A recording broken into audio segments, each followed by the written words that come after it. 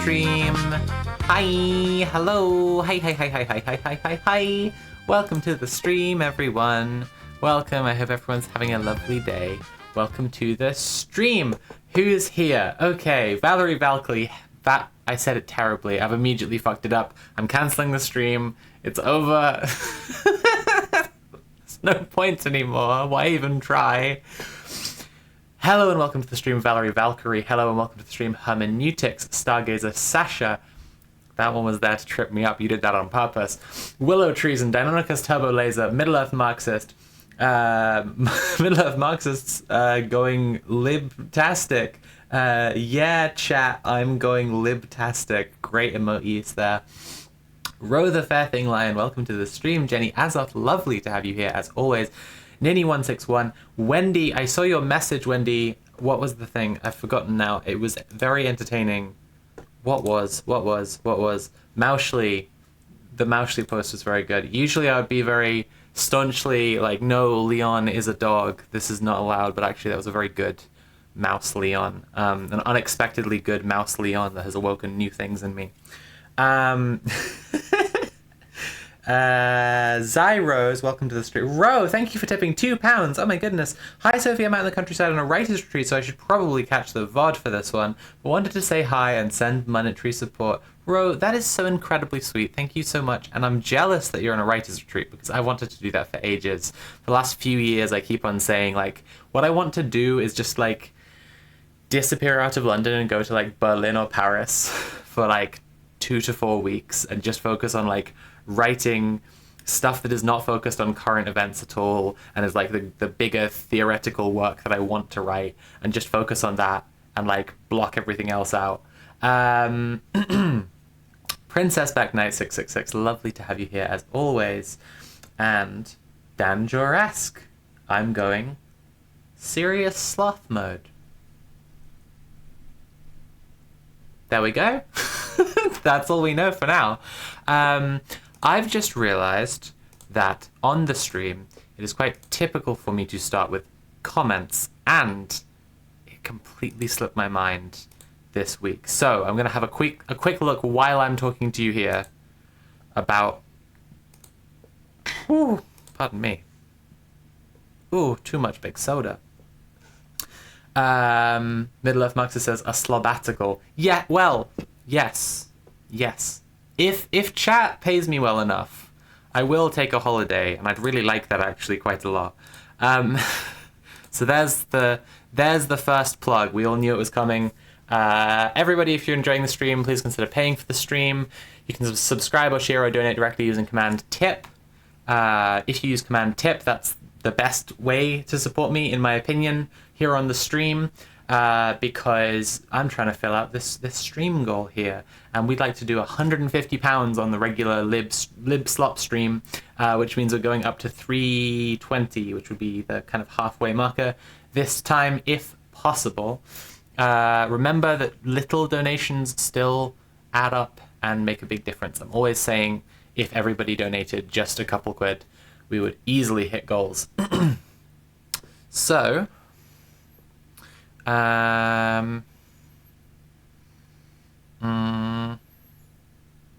yeah, there was a comment I wanted to bring up on the stream actually. A couple of them. So, last time we were talking about absolutely unhinged takes on Iran. It seems like there's a very short supply at the moment of non-unhinged takes on Iran. Even people who would broadly describe that take as like, war is bad, go on to say some stuff where you're like, I'm not sure you think this war is bad. And I am delighted to tell you all that there will be some more of that today. I have, however, limited it, because while we did hit stream dono goal last time, we also, I think, permanently psychically damaged a lot of chat. And and I think that we should keep the war-related stuff to to focused streams. I also think that like grouping libslop by topic is quite useful. So there'll be one Iran thing today, and it's not really about Iran, it's really about electoral politics, because that's the topic today. Yay! Electoral politics, huh? Yeah, what is it good for? Um, the answer may surprise you. Thank you so much, Hermeneutics, for tipping £1. No message. Let's have a look at these comments. Okay, let's go over there. Oh, before we look at the comments, of course, the place that the comments come from is the VOD viewers. Hello, VOD viewers. Lovely to see you. I hope you're enjoying the stream so far and whatever you're up to. I've had a couple more people tell me what they get up to while they watch streams, watch VODs in the comments recently, and it's just lovely to hear about. I hope you're all having a wonderful time. Please remember when I say throughout the stream about paying for the stream, that applies to you as well. I know a lot of people regularly watch VODs, and it would be wonderful if you could support me on my Patreon or send me a tip directly, via the link down below. Okay, so on to the comments. Lena Mel says, remember this is about the Iran stream from last week. I mean, it'll be obvious when I start talking about missile interceptors, but here we go. Okay. TBH, I see no reason to substantially doubt the interception rates claimed by either Israel in June last year or the Gulf states now. Modern air defense systems are extremely capable, and interception rates of 75 to 92% are very much possible, and the countries in question have the advanced interceptors and magazine depth, at least for now, to do it. We also don't see the sort of evidence that would produce nowadays. There's an abundance of freely available high-resolution satellite photography, and the number of impact marks that would be expected from hundreds of successful strikes a day just isn't there. That's not to diminish Iran's capabilities. They did blow up a $1.1 billion radar installation that was on a US airbase in Qatar, for example. What these authors are neglecting to mention is that 10 drones a day hitting the UAE isn't acceptable to tourists or the civilians on the receiving end, regardless of whether there were 90 more incoming that have been shot down. And I think that's a useful perspective on interceptors, right? Like, I think that the thing broadly since the start, and I was saying this on like the first Red Planet we did after the war started, was just like, when they run out of interceptors will be one of the biggest things. I remember seeing something about the rate of production of interceptor missiles versus Iran's rate of production of missiles, which it very much ramped up after the 12-day war last year and has continued to ramp up more and more.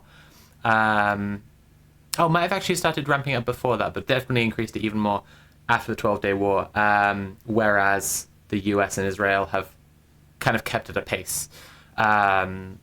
Kept level in terms of how many they're producing.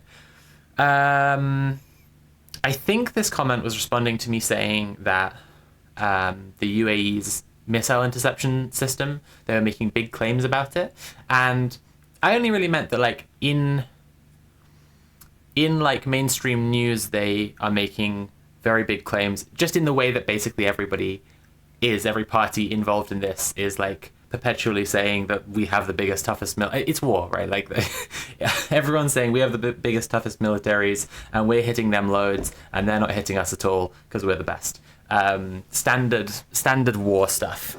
Willow Tree, thank you so much for tipping £3 and saying, hi, thanks from us all for being background for banner painting. Oh my goodness, that's very exciting. What banner are you painting? I love hearing that. Okay. Jenny Azoth says, hello VOD viewers, you should join us here in the Slop Trough. Possibly, if you want to be here live, if you want to chat to me live, if you want to descend to the level of chatters, join the hogs, you can. Middle-earth Marxist says, they've signed a lot of contracts giving billions in checks to companies that promise in a couple of years they'll be able to make missiles, and all those CEOs say everything's great. Okay. Okie dokie. Bellona52 says, this is a comment here, some of this analysis doesn't quite work. The Iranian people, and crucially the IR, so the Islamic revolutionaries, see themselves as separate from other Arab states. The regime is a proponent of political Islam and does not recognize the state of Israel, thus aligning with and propping up political entities that are opposed to Israel, most notably Hamas and the Houthis, who do identify as Arab. But to say that the conflict boils down to Arabs versus colonizers refuses to take into account the political complexity of the region and even the stated goals of Khomeini and Khamenei as independent political leaders of Iran. I don't remember saying that it boils down to Arabs versus colonizers. So, unfortunately, if there was a timestamp, I would definitely go watch. I don't, unfortunately, watch my whole VODs back. But yes, I think this is a very fair point. There is it is not just one. It's worth everyone always remembering that it is not just one monolithic group who are indigenous to the region versus colonizers. However, the colonizers are very clearly the most out of place and most evil party at play. The shit that Israel does is just beyond morally bankrupt, just so completely despicable, and they are there in the first place because Western colonial powers supported them being a white supremacist settler colonial project. And so it's we always should be rejecting a very black and white, in this case, in the case of the war, a campist view, America and its allies are doing evil in the world. I oppose that, therefore anyone who's opposing them is good. It's I don't support Russia. I don't support Iran. I do hope that Iran survives this and America gives up on it, and also that Israel collapses. And I hope that Iran is led by a dramatically more free, less misogynist, less queerphobic government, more democratic government soon. Yeah. Was there anything else? That was it. That was it for the comments. Thank you so much, VOD viewers. I always appreciate your comments. Thank you for your thoughts. And it's time to get into the slop. This is record turnaround. I usually just waffle so much in the intro part. Thank you to Middle Earth Marxist for £2 for a £2 donation. 2 slop mog on VOD, says the message. 2 slop mog on VOD. So can you draw a clock for me? right quick. Just super right quick. Just circle, get all the 1 to 12 in there, and some hands anytime you like. It can be telling any time at all. That's fine. Lady Bad Ash says, a less extreme right-wing government, if you will. Also, hi. Hello, Lady Bad Ash. Yes. Yes. I definitely. It becomes a really weird topic because of all the people being either frustratingly liberal or campist, talking about the war with people that you don't know already and understand what their position is. Everyone's suspicious of each other. Lady Badash, okay, you just come in and said a less extreme right-wing government, if you will, right? And there's a part of me that's are you suggesting that I don't think that they're an extreme right-wing government? And then I think I've got no reason to really think that. And I agree they're an extreme right-wing government. But this is just how everyone's trying to make it really black and white, either one way or another. It's very frustrating. Willow Treason says, after much debate, the banner will be Tisla for Palestine for a queer commie action minus the Bezos censorship, lol. It's so frustrating that I can't use that word on Twitch because it's just my norm for discussing trans politics and for discussing trans people in real life. I just can't, it's bizarre. Lady Badash says, we're all on edge, I get it. Yeah, exactly. It's just a really weird time. It's just seeing people especially, I don't know, I think I do broadly agree with the view that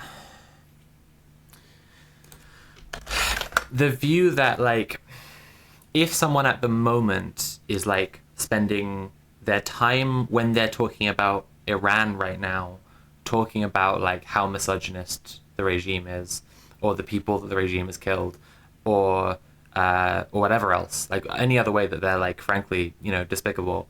And they're not talking about like, or they just, someone wouldn't say like they hope America and Israel lose this war.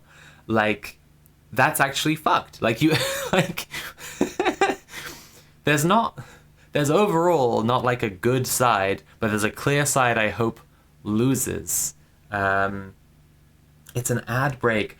Well, when everyone's back, I'll remind them. This is the thing that always happens with ad breaks, is like, it happens and then I'm going to start to, I think, oh, I should tell everyone about ad-free viewing, but the only people who are watching are the subscribers and the VOD viewers. There's there's an advantage VOD viewers have, and a good reason that VOD viewers should donate in the link down below or support me on Patreon, because you're getting the unbroken experience.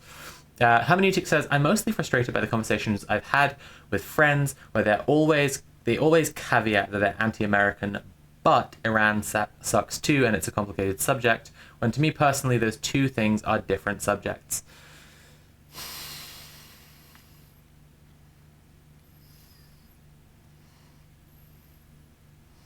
I think it's just an order thing. Like, I just like really hope that America completely that Israel entirely collapses and there's a free Palestine, and that, pardon me, and that Trump's regime is replaced by a mass organized like Soviet system of the American people. I guess that's the if I was gonna like perfectly wish cast, and then right after that,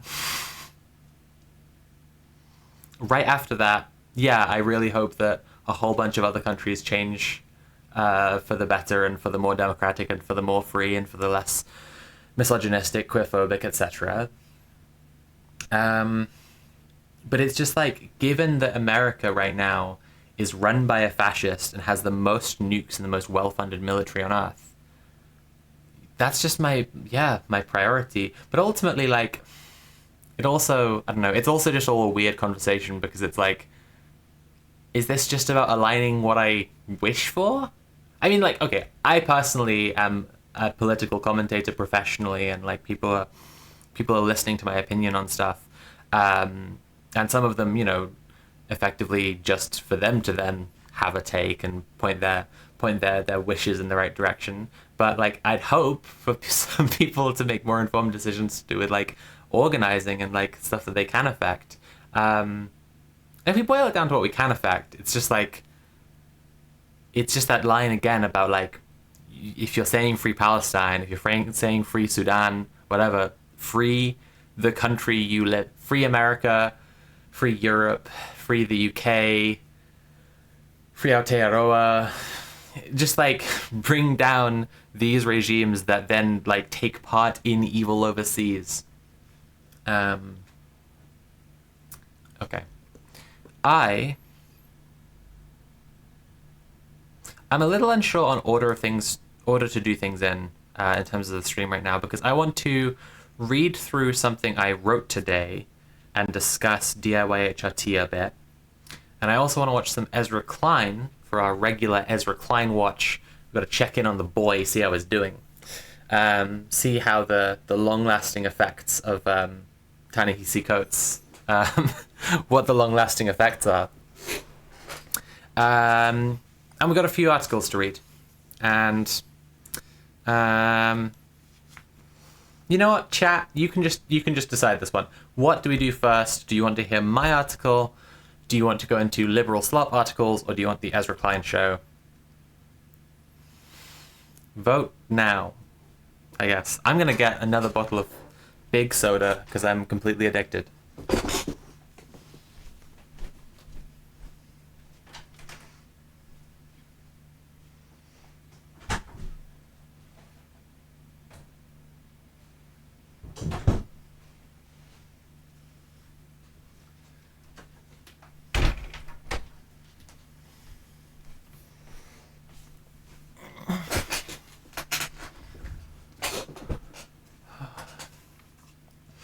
Okay, so Wendy says, can we start with Ezra Klein, please?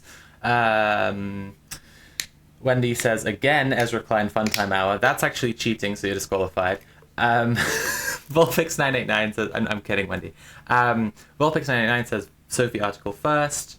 Middle Earth Marxist says, I'm going roll mode. I don't know what that's a vote for.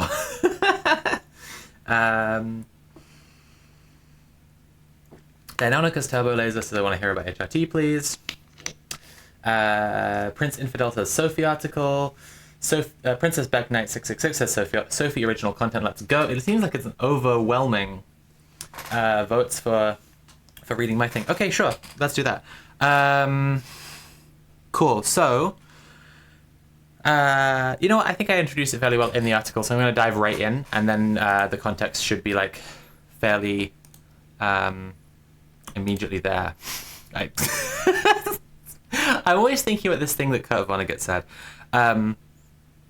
Basically, he had to give a speech, and it was just about like people expect writers to be eloquent and be like good off the cuff speakers, but the nature of the profession of writer is that you actually like sit for a long time thinking really hard about like one more word and another word and a few more words, like and I just think about that a lot when I'm streaming. Okay.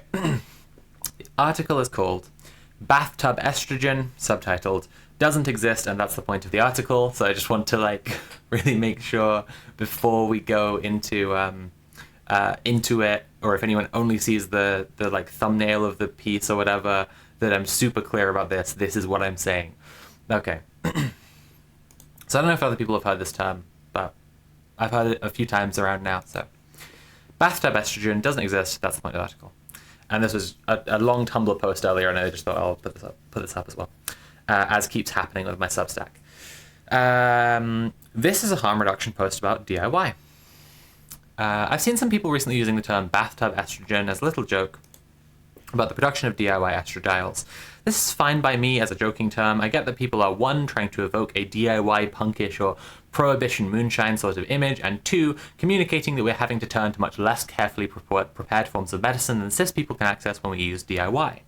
However, I recently saw a trans woman with a large platform make the joke, and then when asked about it, sort of waffle around the topic for a bit, and then shruggingly say she does think that some estrogen is made in a bathtub, in a way that made it pretty clear she doesn't actually know much about the production side of DIY. She also gestured to a Global South DIY producer as being the one who was doing this, which I think is just clumsily labeling people overseas as a bit dumb and less clean.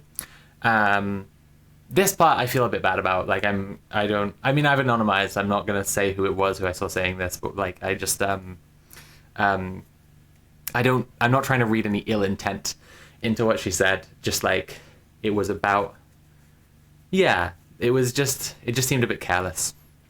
I'm not trying to get anyone cancelled. I've been researching the production of DIY HRT for a few years. If people don't know about this, this is an aside from the article here, but like we have had multiple episodes of Red Planet about DIY HRT, and just like not very much in my work, but like in my personal and organizing life, I've been researching this for a while, and my intention, like, probably over the course of the next few months, I know that, like, there is something coming out at some point that I'll be able to focus on, that will be useful for it, but I'm intending to write a few more things about DIY HRT, because, like, yeah, I think it's an important topic, and I've just been, like, researching it for a while. So I've been researching the production of DIY HRT for a few years, as I think the overseas supplies of DIY will be the next thing to be cracked down on by the government after all legally prescribed forms of HRT for trans people are shut down. My aim in researching it is to spread the relevant information to reduce harm for DIY users without making anyone's operations obvious to malicious parties. I can't entirely rule out the possibility that someone very dumb and reckless is producing DIY in a place that is not sufficiently sterile, and this is part of the inherent risk of DIYing. I can, however, say that anyone who could afford to get the ingredients to produce DIY estradiols categorically has the money to use a professional-grade lab for it. Having looked into this a bit, if you had a bathtub quantity of estrogen you were making, the like it would be at that point a fraction of the money you've already spent to also get like everything you need to be unbelievably anal about how like sterile your environment is. I would like to be clear here: bathtub estrogen does not exist.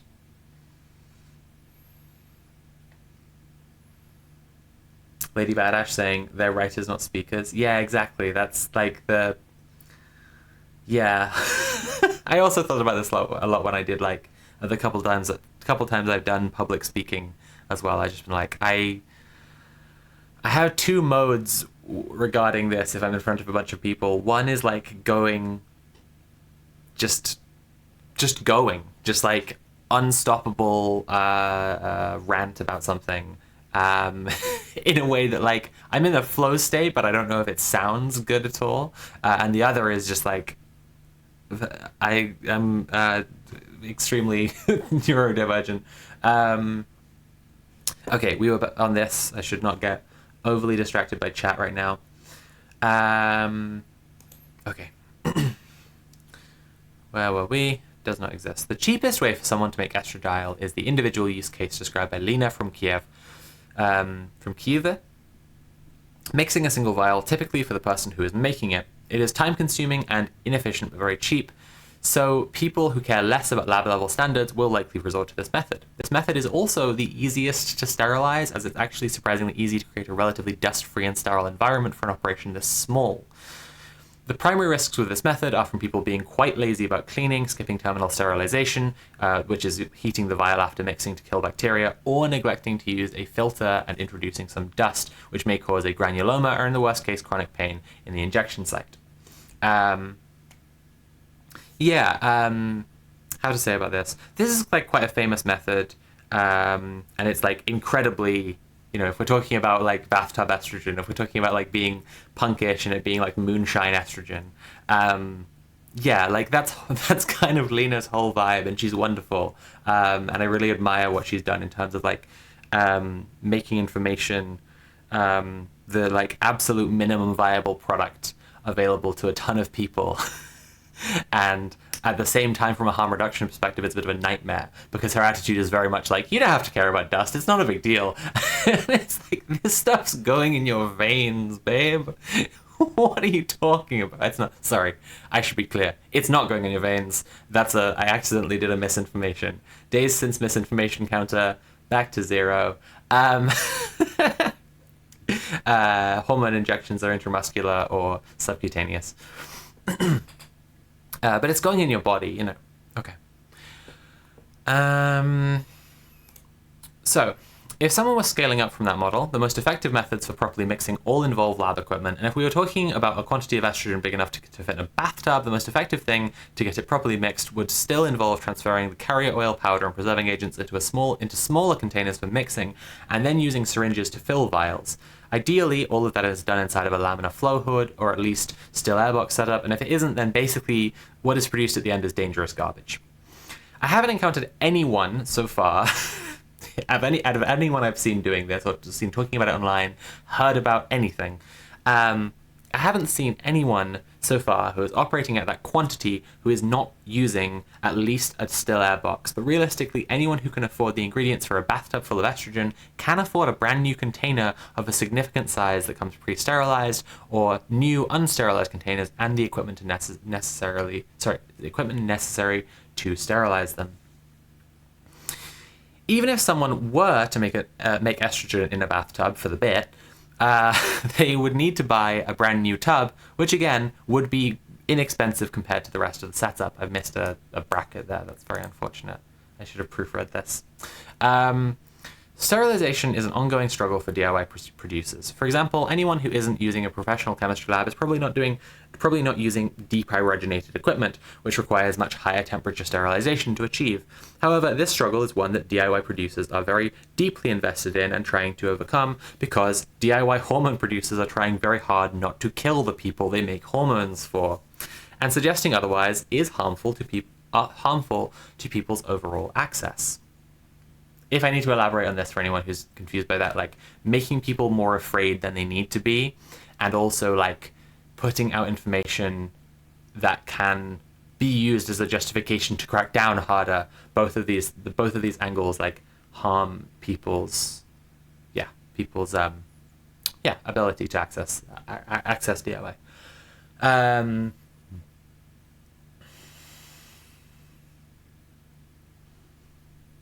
Princess Back Knight says it's like such a minimal effort to make a still air box, or at the very least, make a still air box at the very least. I made mine (brackets for growing mushrooms) out of a $20 bin from Walmart. Yeah, like there are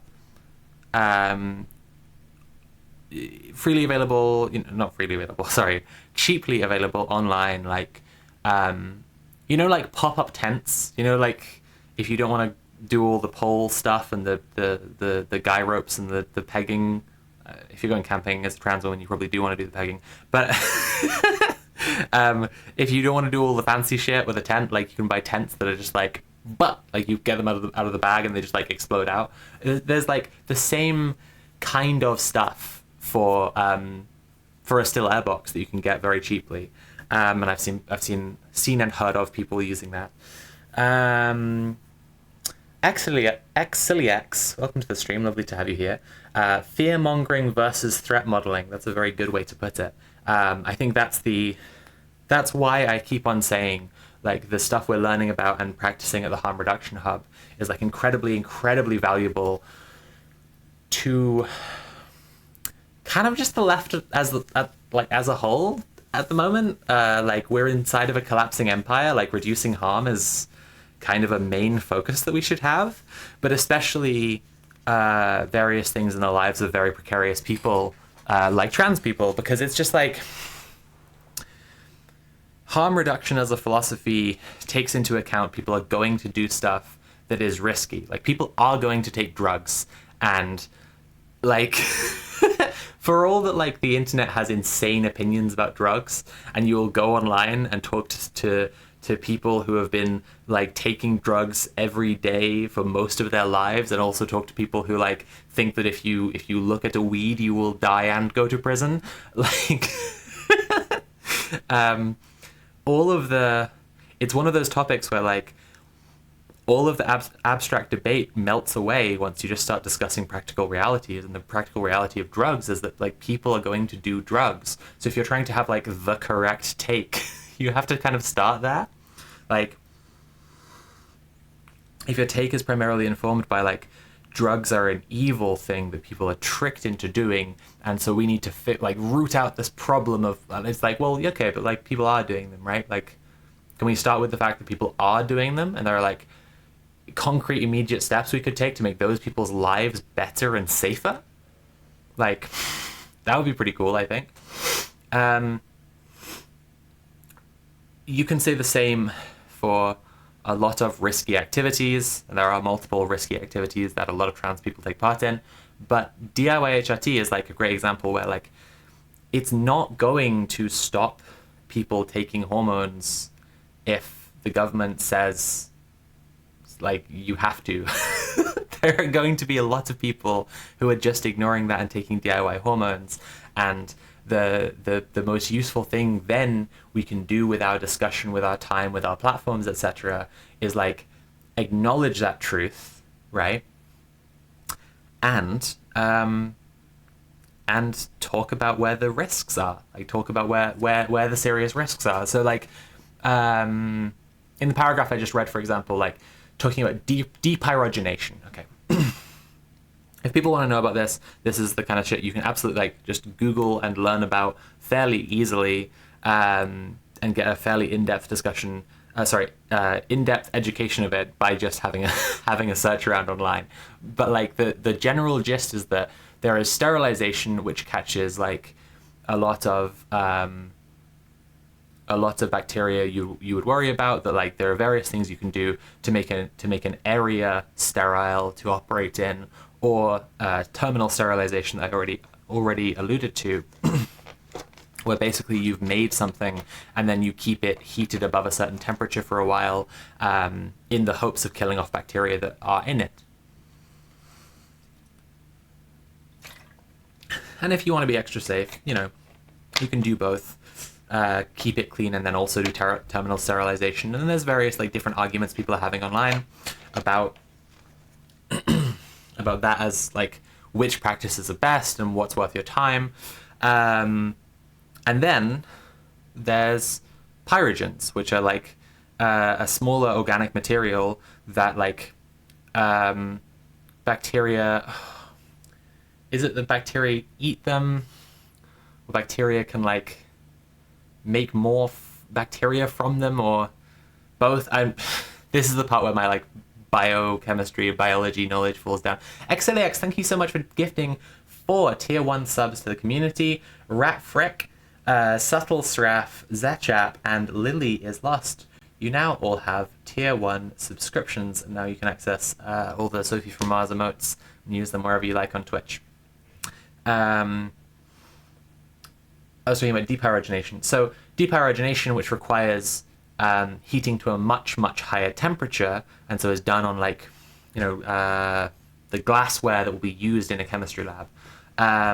It needs to be done in a sterile environment and heated to this much higher temperature, and it kills off like with this, even smaller than bacteria, basically stuff, and completely, neutralizes it. And that's standard for people who are working in a laboratory setting professionally, but is basically outside the capabilities for most people who are trying to do things DIY. And how much of a risk is it? I'm not super well informed on that part, but I do believe that people people have mostly been doing just fine without depyrogenation. But it would be better, right? It would be meeting a standard that would be like what's the word? Regulatable, even. Like if you wanted to set up something that was an entirely like legal business of making stuff, that's the kind of consideration you need to move towards. Lady Badash says prohibition just creates new markets for more exploitative actors. Prohibition in America is an amazing example of this. Yes, definitely. And it's crazy as well how much that mindset bleeds into like the cop brain that like people in the Imperial Corps are absolutely infested with. Willow Treason says pyrogens are from inside bacteria, one of the toxins they release. They can trigger a fever response. Emphasis on can, for this case, rare but super shit, that is a possibility. Thank you for informing us on that. Yeah, okay, there you go. So it's something that can be medically dangerous, but very rarely. We're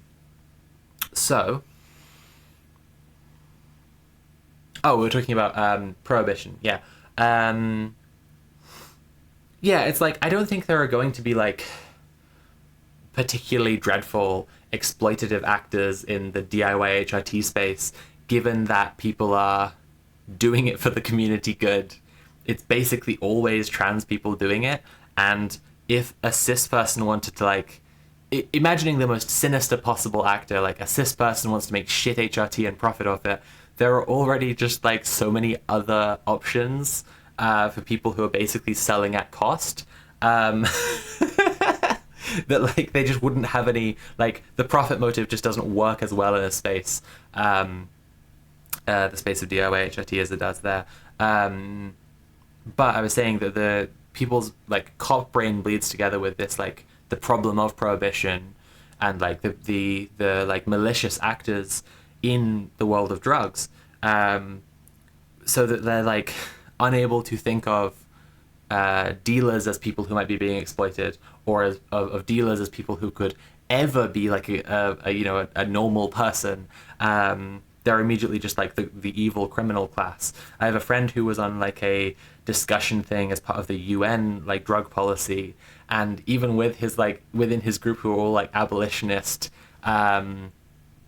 drug policy people and all like focused on harm reduction, he was still just like trying to get across to them that like no, like decriminalizing users but criminalizing drug dealers, like a Nordic model for drug use, basically, like it's still not like that's like who is that meant to help?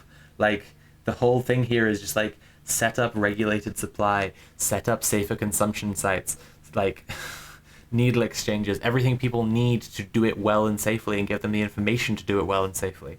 Speaking of which, back to this.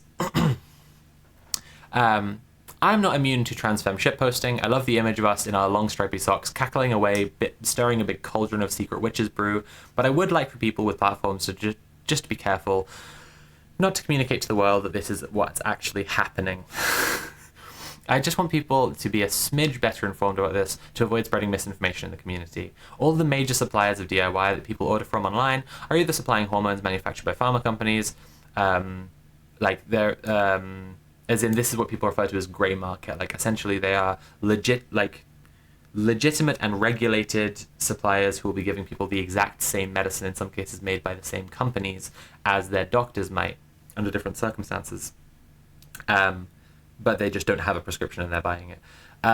Or has been tested by transharmreduction.org. This is a great website people should be aware of.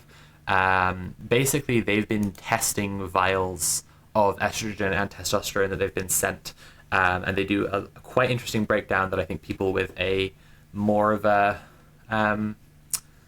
lab training and biochem mindset than me probably might find more useful. But they have like GCMS results for all the different vials that they've tested, and they have, for example, contamination level. Any kind of contamination. GCMS detected only benzyl alcohol, benzobenzoate, oil components, and estradiol and anthate. Contamination. No evidence of contamination. Please note that the methanolone enanthate appearing in the GCMS results also shows up in the blank sample test, so should be disregarded. Contamination. No evidence of contamination or anything unexpected in the sample. GCMS analysis detected only benzoate, oil components, and estradiol. So, testing by transharmreduction.org. Actually, I should put that in the chat. There you go. Willow Treason says, the worst people in the space are steroid, grey/black market sellers for gym weirdos that trans masks sometimes have to turn to, but that's more an argument for community science than against. Yeah, absolutely, 100%. 100%. This is also a funny thing. I was talking to a trans mask once who is like, we were talking about DIY, and I said the thing about like this thing that I took as a kind of known thing that you learn like fairly early on when it comes to like discussing DIY HRT. If you're like researching this stuff, if you're talking to people who are like doing whatever, I said like estrogen obviously isn't a controlled substance, so like that's easier to access. So what can be done on top of that to like look at DIYing testosterone, which is a controlled substance.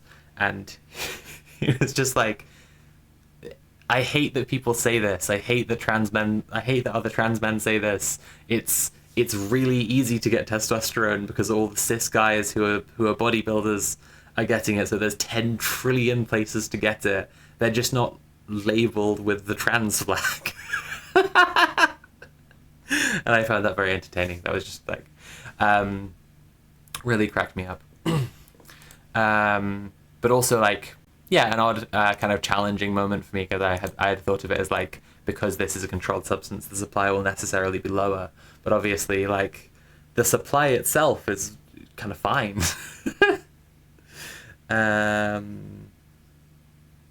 Okay, back to the article, which was over here. Here we go. Transharmreduction.org, great resource to check out if you want reassurance. Their tests found no contaminants in the majority of vials tested from all sources, and you can read full breakdowns on their website. It is worth communicating to users of DIY about the real risks involved, of which sterilization is one, but another is that another that is commonly overlooked is allergy. Pharmaceutical companies use ingredients that generally have the lowest chances of setting off an allergic reaction, and while nobody is allergic to estrogen, the carrier oil, which makes up the majority of the actual finished product, can sometimes be made from coconut, seed, or nut-based oils that some people do have allergies to. Another important risk for people to look at is safe injection. Valerie Valkyrie, thank you so much for tipping £3.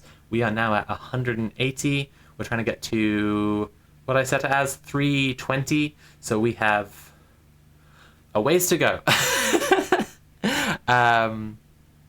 Okay, wait. Sterilization is one. Another important risk is people to look at safe injection, which is why I and many other organizers are working to normalize trans-focused needle exchanges where information about HRT is available, as well as physical resources to ensure people are taking their hormones safely. Soon, hopefully, there will be more resources available to lots of us so that we can be maximally informed about what's out there and how it's being made, and for those interested, how to make it safely ourselves. For now, the best we can do is avoid saying careless things that could scare people into hopelessness. And that's the article. Thank you all for listening. I hope you enjoyed it. I will now take your questions. This is all a bit silly. I'm going to link it in chat for people who want to read that back at all. And I'll link it for the VOD viewers as well as transharmreduction.org in the description with my link tree. What did I want to say about this? Yeah, I think it's an important topic. I think it's going to become more important to discuss more. Lorcan, thank you so much for resubscribing. Lorcan has subscribed for 59 months. I really need to go back and add more badges for length of time subscribed so that I can add one that only Lorcan will have. Prince Infidel says banger. Thank you so much, Prince Infidel. Yeah, I guess like people are talking about it more at the moment as just basically shit gets worse. And then there's a lot of other people who are saying things like, just don't talk about it at all. And that's not the solution. The solution is actually to completely saturate everyone in the information that can help them while hiding some specific information, like just like keeping some specific information a little bit quieter. But like there are people who bring out this attitude of like, just don't mention DIY at all. It's going to get everyone in trouble kind of vibes. And to me, it's just very much the same as just like, let's just stop people taking drugs. Let's just stop people taking drugs. Nobody discuss drugs. Nobody admit that anyone takes drugs. And it's like, well, okay, but like the very reason that people like claim to care about this topic, the risks to people, to any like rational discussion, the way I would go with that is, well, what can we do about the risks in the meantime while we all have this debate about how to make it stop forever or whatever. If you're enjoying the stream and if you enjoyed that article, please remember that I this is my job. I make stuff online. I write. I do streams. I make video essays. I'm working on some at the moment. You can check out my Patreon if you like. And I put all my work up online for free, and then I'm kept alive by the generosity and support of strangers, which is really, really lovely and also a little bit alarming. So like the more people do it, the more I'm like, okay, I don't have to like freak out. Please do pay for the stream if you're enjoying the stream, and just also remember that like stuff like my Substack is just up there for free. So supporting me, if you like my work, is a nice thing to do. There are 30 people watching now. Where are we up to now? I'm trying to hit 150 off of the start of the stream. It's been 10, so it's 140, so it's £4 and a bit. If everybody watching right now used command tip and then sent me £4, we would hit the goal immediately. So remember that small donations are still helpful in me being able to pay my bills. Willow Treason says, if you think you and your community can't organize to meet your needs, I would encourage you to look into making gels. It is easier and, while not cheap, and much cheaper. Raws are something that the supply of could absolutely be targeted, but if you can fundraise a not insignificant but not enormous amount of money, you can stockpile product that is shelf stable for years, but keep outside of sun for texture reasons, not actual effectiveness. There is so much discussion of this available. This is something I'm planning to talk about soon as well, because there are resources that are being worked on that are primarily about injectables, and I think there's an evolution on from there. I'm basically waiting on some stuff from some people I know, and then I'm going to write about that stuff, and then I'm going to be researching into what people are doing around other forms, like gels, because I think that's really important too. Apple Chips, thank you so much. Apple Chips says, we like Sophie and we think she deserves to make enough money to thrive off her good thinking and good videos. Lady Badash says, more estrogen supplies isn't a bad thing either. Like where I'm at, there's estrogen shortage for all women and femmes.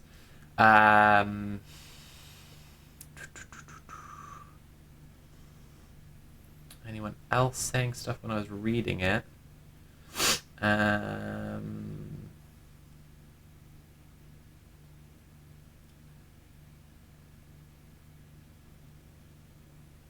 Willow Treason saying she's already aware of trans harm reduction. Yep. Yeah, I just think we really should be like, there's information that you should not be sharing publicly. Like if you went, I know there's this enormous operation to produce estrogen and testosterone, which is a controlled substance, at this location by these people, and it's making this much. Like all of that would be like a complete fucking nightmare for you to be like sharing publicly. But then there's stuff like online shops that like their existence and their usefulness to people depends on people having the link to the shop. So that's a bit more of a mixed case, right? Like, yes, TERFs can get together and try to, try to do something, unclear right now. If transphobes were able to, like, drum up enough panic about it, probably they would go for something like trying to block through your ISP, like have the government try and block through your ISP some online stores or whatever. But like people can just always put up more links, and people have been doing for a long time. That's an ongoing kind of situation. And then there's just like at the other far end of the kind of scale of ridiculousness, I guess, in this attempt at OPSEC, is people who are just basically like, we just shouldn't talk about DIYing at all. We just shouldn't whatsoever. And I don't fuck with those people just broadly, because I think their politics around transness is already just like far too informed by the respectable transsexual. I was going to use a different word, and I remembered about terms of service. It's unfortunate. Their politics is built far too much around being like a respectable minority who will be given more rights by the kind and gentle ruler of the world, the white cis man. Exiliax says also proxy sites. That's a yes, and like a much bigger topic. I really hope it's done this year. I hate announcing stuff because of my own propensities to then just like fuck it up and not do it. But I have a plan for a project called Ham Radio Epistemology. That's the working title. I don't know if it's going to carry on being called that, but the point is that like we need a model of knowledge preservation during this time that we're going through. This time that we're going through is defined by a fascist domination of the mainstream, which looks to purge information of like marginalized lives and resources for marginalized people to help each other from our mainstream informational infrastructure, primarily the internet, but also like think about schools, right? Think about all of the various bills being put in to try and stop people from even learning trans people exist whatsoever. And so yeah, I'm trying to work on something, but it's like I basically need to get a couple more projects, and I keep on being in this situation over and over again, but I need to get a couple more projects finished and out of the way so I can dedicate a ton of time into getting like way too into mesh nets and long range radio stuff. At the same time as this, my wonderful partner Abby is very technically competent, has become the server admin of our house and is doing a lot of cool stuff on our like home server that I'm like got various broader thoughts about. Lily is lost, says you're welcome. Says you're a first-time chatter. Welcome to the chat. It's lovely to have you here. Anyway, the point of the project is just like trying to lay down some bare bones stuff about how we could imagine a parallel informational infrastructure during this time where, yeah, the mainstream one is dominated by fascism, and also things are collapsing, and so there's like this obvious dual need for us to have backups. And I just think backups is the crucial word, and this is why I brought this up. Is that like people who are saying don't share this information, it's like, no, do share it, make a copy, share it onto other people, tell them to make a copy too. And then the link goes down, and then you all have a copy and you make a new link. And you can do this perpetually. My example I'm going to work through in the video when it is done is that the Online Safety Act made it extremely unclear for a bit, and I'm not sure if it's totally resolved yet. It might still be an ongoing case. But the Online Safety Act in the UK made it unclear if we were going to be able to access Wikipedia anymore, because they had this new classification of different websites that was brought in, and in the classification band that they put Wikipedia in, they were like, well, you have to have the ID verification. Deinonychus Turbolaser, thank you so much for donating £5 and saying buy some food if you want. I'm not your mum. Thank you, I really appreciate that. The classification they put Wikipedia in, it would have to have the like user ID verification, and Wikipedia is just like, no, obviously not. That's very against everything Wikipedia is about. And so the UK was like, all right then, governor, gonna have to ban you on the internet. And imagine if the UK government fucking banned Wikipedia. Like, that would be completely insane. But downloading like a text-only format of Wikipedia is actually fairly trivial, and downloading like a lot of the media, although it's large, like if you were willing to invest in like storage devices, you could make a backup of a snapshot of a ton of Wikipedia and like the media stored within Wikipedia pages, and even Wikidata as well. You could do you could do a ton of it, and you could even set up something fairly trivial to do regular re-backups of it. And then if your country bans Wikipedia, then you could have it hosted somewhere. This is where we start to look at like parallel internet infrastructure as like, yeah, say you have this fantastic informational resource like Wikipedia, and your government makes the baffling and evil decision to ban it for everyone. You can do something about people being able to access it. And that's kind of the point.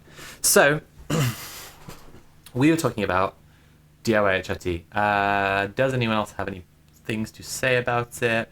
We've got Willow Treason saying, also to be very clear, I'm with people I organize with, and it's chill for me to say all this, Lamau. I really want to combat the fear around all this stuff. Obviously, seriously consider risk modeling, but hang on. I've missed another message. Okay, hang on. The huge benefit of making gels is that one could hypothetically dose much higher than NHS gels do, making it possible to monotherapy on gel based on blood test results for community reasons. I personally inject, but I was on gel for years, and it works for both substances. Yes, I've at different times used estrogel and testogel. I didn't realize you were in the UK. That's cool. Also, to be clear, I'm with people I organize with, and it's chill for me to say all this now. I really want to combat the fear around all this stuff. Obviously, seriously consider risk modeling, but sharing general info and anonymized experiences isn't a big deal. It's actually very important to prevent people doing this poorly or much worse results from not getting their meds. Yes, exactly. That's exactly spot on.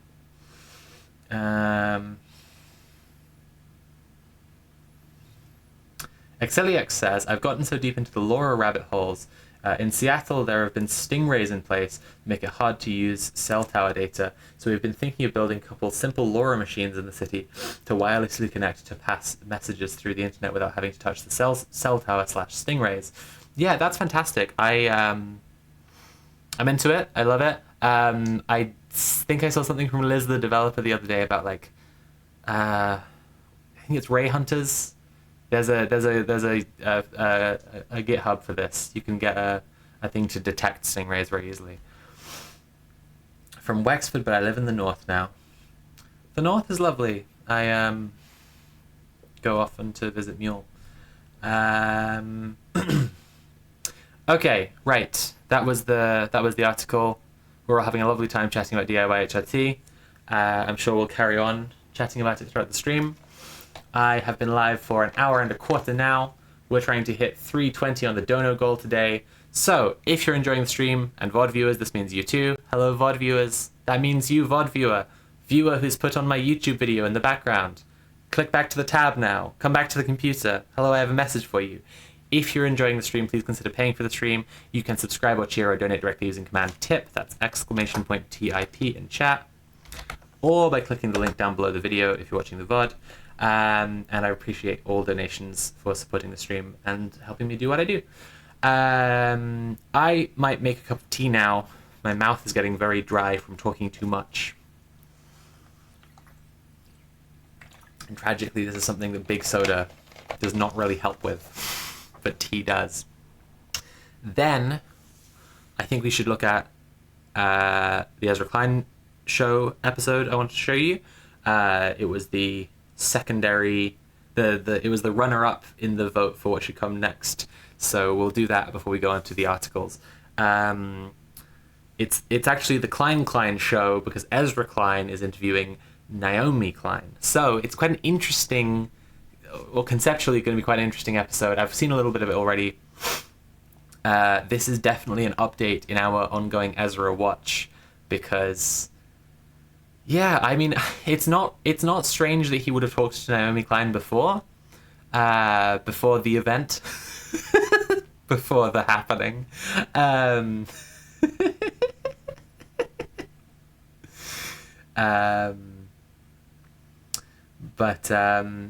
But yeah, it goes to, it's an interesting watch. So we'll see. Jenny Azoth says big soda is powerful but not powerful enough. Mr. Incredible, but he's got just a full Fanta bottle, 2 liter for a face. He's going, I'm not strong enough. If you're Naomi B. Klein, you're doing just fine.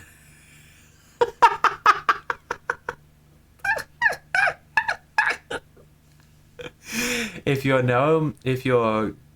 Klein B. Ezra, time to Ezra.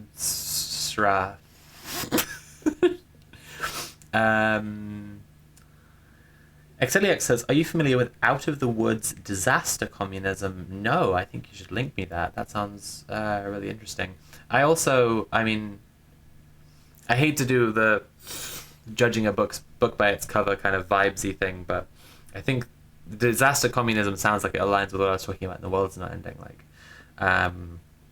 mushroom at the end of the world, salvage accumulation stuff. I think there is just more and more need for us to treat all of this as a situation, like,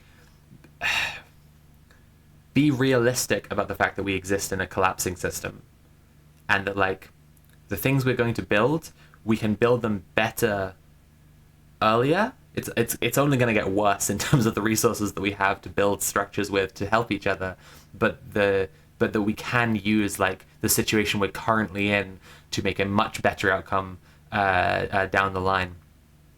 Okay, I'm going to take 2 minutes. I'm going to make a cup of tea. I would like to remind everyone that if you just donated, what would it be? Like £3.50 each with the tip link, we would hit the goal instantaneously. And I'll be back in a couple of minutes after. Oh no, I closed the tab. Oh no, I closed the tab. Oh, I'm a silly kitty. What have I done? La gatita es stupida. Okay, it's okay. I'm just gonna chuck on literally whatever lo-fi shit comes onto my YouTube recommended page. Here we go.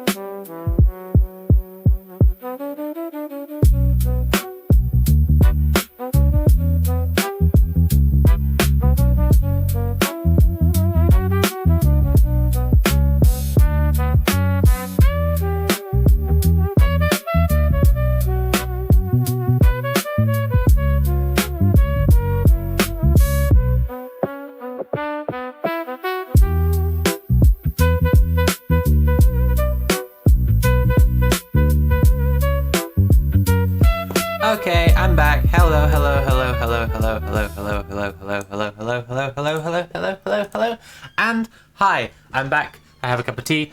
While I was in the kitchen, I remembered that I have a Asahi 0%, which is very exciting to me. Now I've got my soda and my tea and my Asahi. That's why they call her Sophie 3 Drinks McAllister. Because I can never choose to have just one drink. Variety is, after all, the spice of life. Okay, Exeliux says, I sent you a PDF containing disaster communism on Discord. Thank you, I really appreciate that. Lith, thank you so much for tipping £5. No message. Okay. So.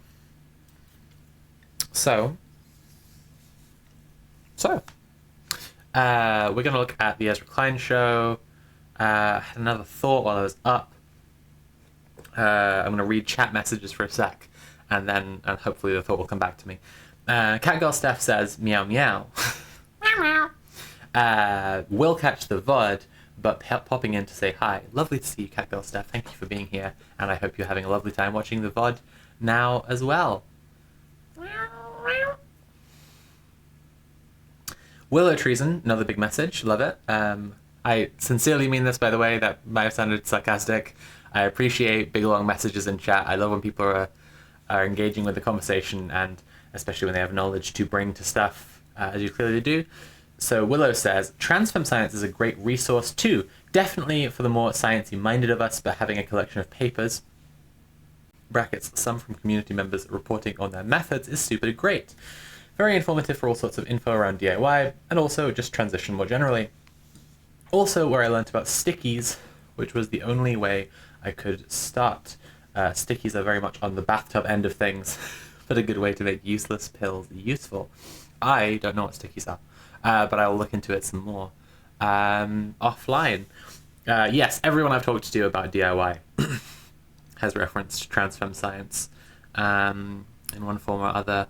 And I can't remember if it's linked anywhere on there, but there's also like a really good hormone level simulator that someone's made that just shows like roughly what your hormone levels will probably be if you're taking different forms of HRT.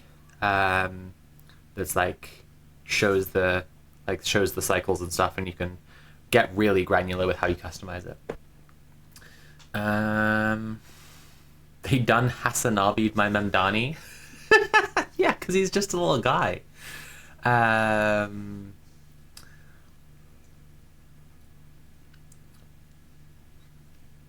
Sophie 3 Drinks McAllister is the name of my Chumbawamba Combo cover band. It's good off-brandedness for a cover band name, because you've spelled my last name entirely, like, the wrongest I've ever seen anyone spell it. Okay, I'm going Misato mode. Let's watch the Ezra fucking Klein show.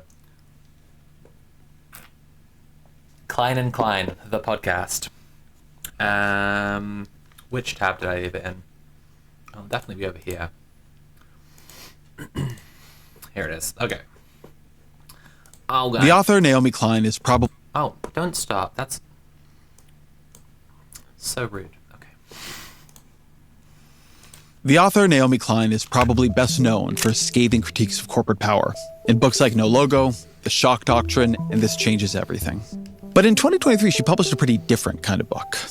During the pandemic, Klein noticed how much she was being confused online with a different Naomi. Naomi Wolf, who in the 90s was known as a feminist author and journalist and Al Gore advisor. Are they related? Not to my knowledge. But who had, in the COVID era, become one of the most prominent... Chat, let me know if you've heard of Naomi Klein before and also what you think of her. right-wing conspiracists. Mass murder has not just taken place, it's still taking place, disabling people into the future, sterilizing the next generation. That experience and the interest in Wolf that it created for Klein became the foundation of Doppelganger, a trip into the mirror world. This is a hard to summarize. Hermeneutic says 3 drinks, 2 Kleins, 1 chat, 1 million Sophie. There's one, so there's one of, well, there's sort of several of me. We're not getting into that on stream. 3 drinks, 2 Kleins, 1 chat, a £150 dono goal. Think about it. It's a little riddle for you. Book, in a way books I really like often are. It could only have been written by one person at one moment in their life. But what Klein was interested in was the ways that the pandemic was scrambling traditional political coordinates, creating a political coalition that didn't seem, at least by the logic that most people understood of politics, like it could continue to exist. How could somebody like Naomi Wolf, a pro-choice feminist, become political allies with Steve Bannon? Prince Infidel says, I have no idea who she is. Okay.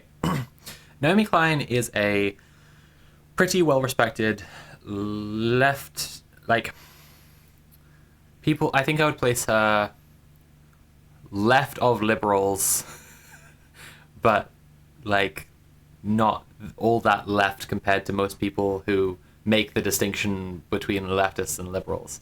But she is very involved in organizing and protest movements and has been for a long time. Her analysis, however, is kind of the main thing. Like, she has just really insightful and incisive analysis, and she's very good at developing a very, complete, both a very complete model and also like just pulling out cross sections of what's going on politically that other people aren't. Her analysis is very good. I just remember that she's Canadian, so, you know, being a Canadian woman, she obviously gets extra points from me. I just simply adore Canadian women. It's a new trend in my life. No Logo was a very important book about like the production of fast fashion and branding, and the relationship between the imperial periphery and the imperial core. She wrote about, I can never remember if the name is Blockadia or Barricadia, but like this theory of like deep social change in the imperial core coming out of climate movements, and specifically places where there are climate camps and people trying to live in like an intentional community manner, as some form of climate protest being like the seed of revolutionary society that can grow. Lorcan says, Shock Doctrine is one of the most important books of modern political analysis. I was trying to go in order, but I realized I already fucked it up with the Barricadia thing. Yes, Shock Doctrine is like, arguably, but I think Doppelganger is like, for me personally, like they're vying for top spot. But like, Shock Doctrine is probably her best work, and is about how authoritarian leaders deploy a rapid fire of like new authoritarian measures that keep people in it, like keep the population in a state of paralysis, and how authoritarian leaders will also like co-opt and capitalize upon disasters that happen. Rocket propelled Taco Van, excellent username, has tipped £3.50 and left the message, your message here. So it's good. Hermeneutic says, I remember her from the Shock Doctrine, No Logo, and No Is Not Enough, though I only read the first one. I don't know much about her beyond that, though. Okay. So, for people who don't know the Shock Doctrine, I think that's like it's really important that people read that. Like, in terms of like books, I would get people to, if you don't feel like you're like reading enough and like you want to like really get down to like the absolute bare essentials, Shock Doctrine is one of the like bare essentials you can read in terms of understanding like the enemy, because it gives a fantastic cross section of loads of history as well that would just educate you quite well. Anyway, so she wrote this book in 2023 called Doppelganger, and Ezra Klein is introducing us to it now. But like the idea is that like she was noticing that she was getting mistaken a lot for former feminist turned right-wing conspiracy theorist Naomi Wolf, and from there she started to feel like there was this whole kind of mirror reality. Now, Doppelganger is an incredible book. As I say, for me, it like really vies with Shock Doctrine. But it has some kind of core theoretical problems that I guess like I'd like to discuss as we watch this. So hopefully their discussion is illuminating enough of the subject matter of the book that we can discuss that like off the, use that as a jumping off point to talk about the book and my thoughts on it. Exiliax says the book Hinterland has some resonances with both disaster communism and this concept you're talking about. Hinterland talks a lot about how there are these areas completely abandoned by modern capitalism, how the first people to come to provide relief and protection and organization are local groups of fascists. 3%ers, oath keepers, and the sword. Yeah, exactly. I think like a Marxist-Leninist comrade of Red Planet said on an early episode, we have to be the people that people turn to when they have a problem. That's just at core how you win. If your organization is strong enough that people in the community turn to it when they have a problem like a new problem, and you can organize to solve that problem for people, you are in the feedback loop of becoming like the basis of society. And I think, some fascists know that. And like, I'm going to full screen again for a second because we're going a little bit off of the podcast thing. So I just want to talk about this for a sec. I think people do not appreciate enough that fascists already have their own answers for some stuff, like some quite important stuff we're trying to figure out. Anonymous, thank you so much for tipping £16.38. Love when someone feels the urge to round out the number on the dono goal. I really appreciate that. We're now £110 from the goal, 38 viewers. I'm straining my maths brain. I was trying to remember the thing I was already saying and trying to do maths. It's about £3. If everybody right now tipped £3, we'd hit the goal immediately. So small donations are very much welcome, and they do help.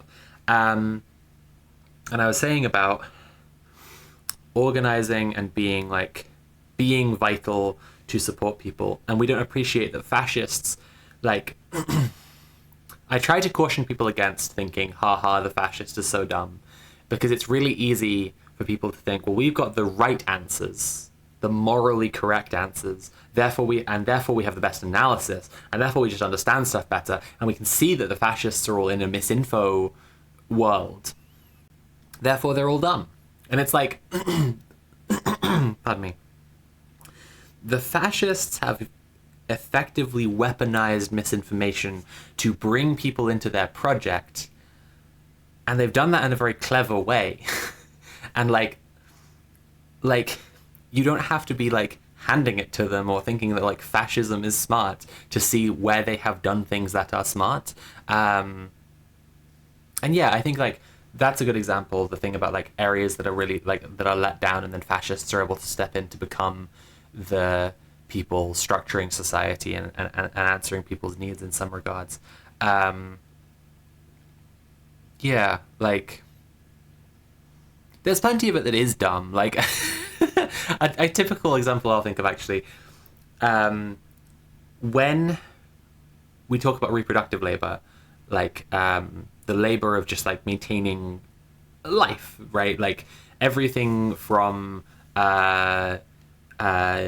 like educating kids to be prepared to be adults, through like cooking and cleaning and whatever, and a lot of labor that is like typically feminized labor. And there's an interesting distinction in medicine where like doctors will generally be understood to like prescribe stuff and decide courses of treatment in a very like the masculine side of the labor, and then nurses will do like all of the labor of like taking care of the patient. And that's a very obvious like gendered split. But like reproductive labor, basically the bulk of it is household labor, and the fact that like typically under patriarchy, and therefore typically in our society, women do it for free. And like feminist capitalism has brought women to a point where a lot of women are working a full-time job and then additionally also doing all this labor for free, and so women are just like massively overworked.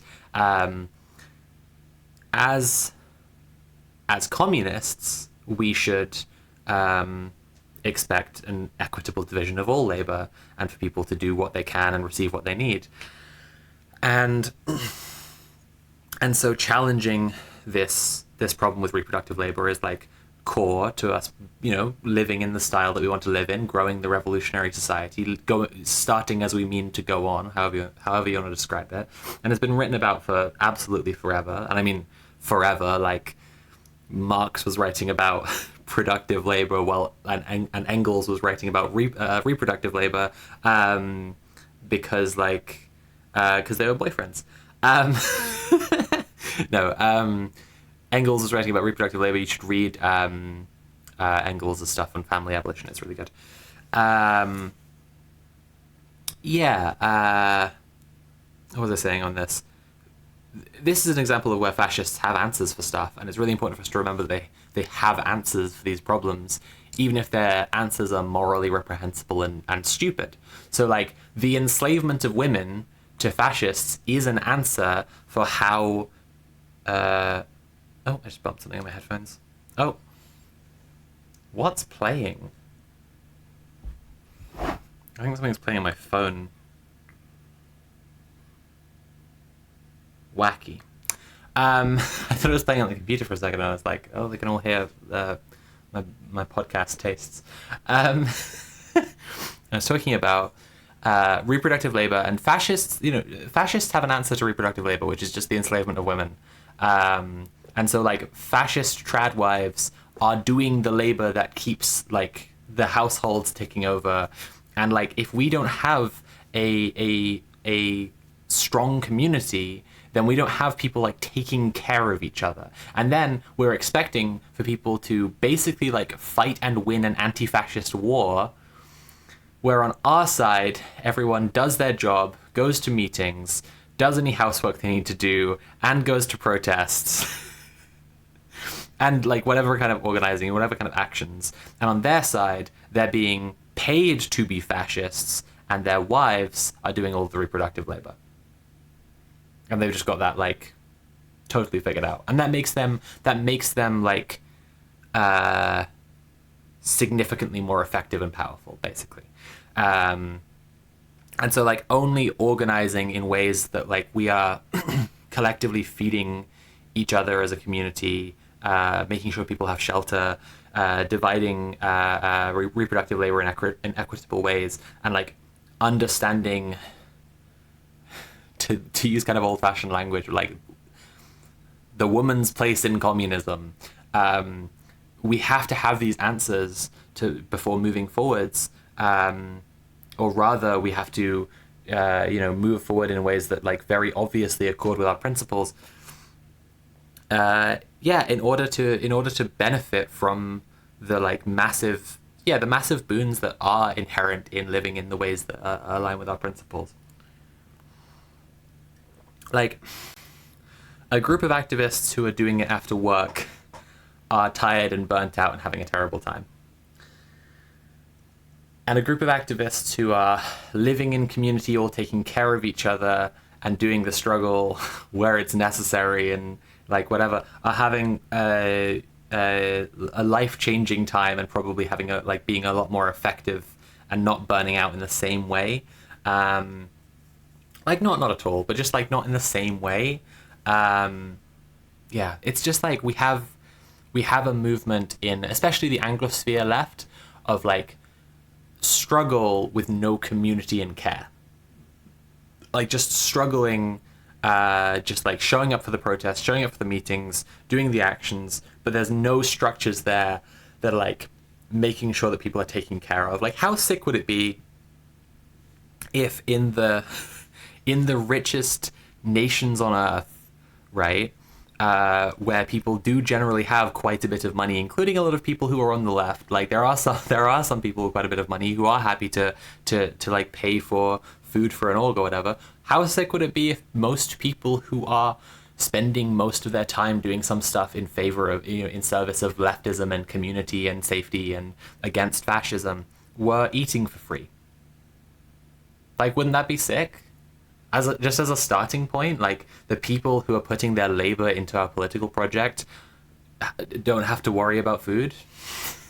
Does that not seem like a really hyper basic thing we should be doing? I'm so incredibly far off the point right now. So if someone could firstly drop £100 dono, and secondly with a message that reminds me what the point was, that would be really helpful to me in a couple of ways. Okay, where were we? There's a bunch of chats and messages I'll read through. without getting distracted and not prolong this any further. And then I will go back to the Ezra Klein show.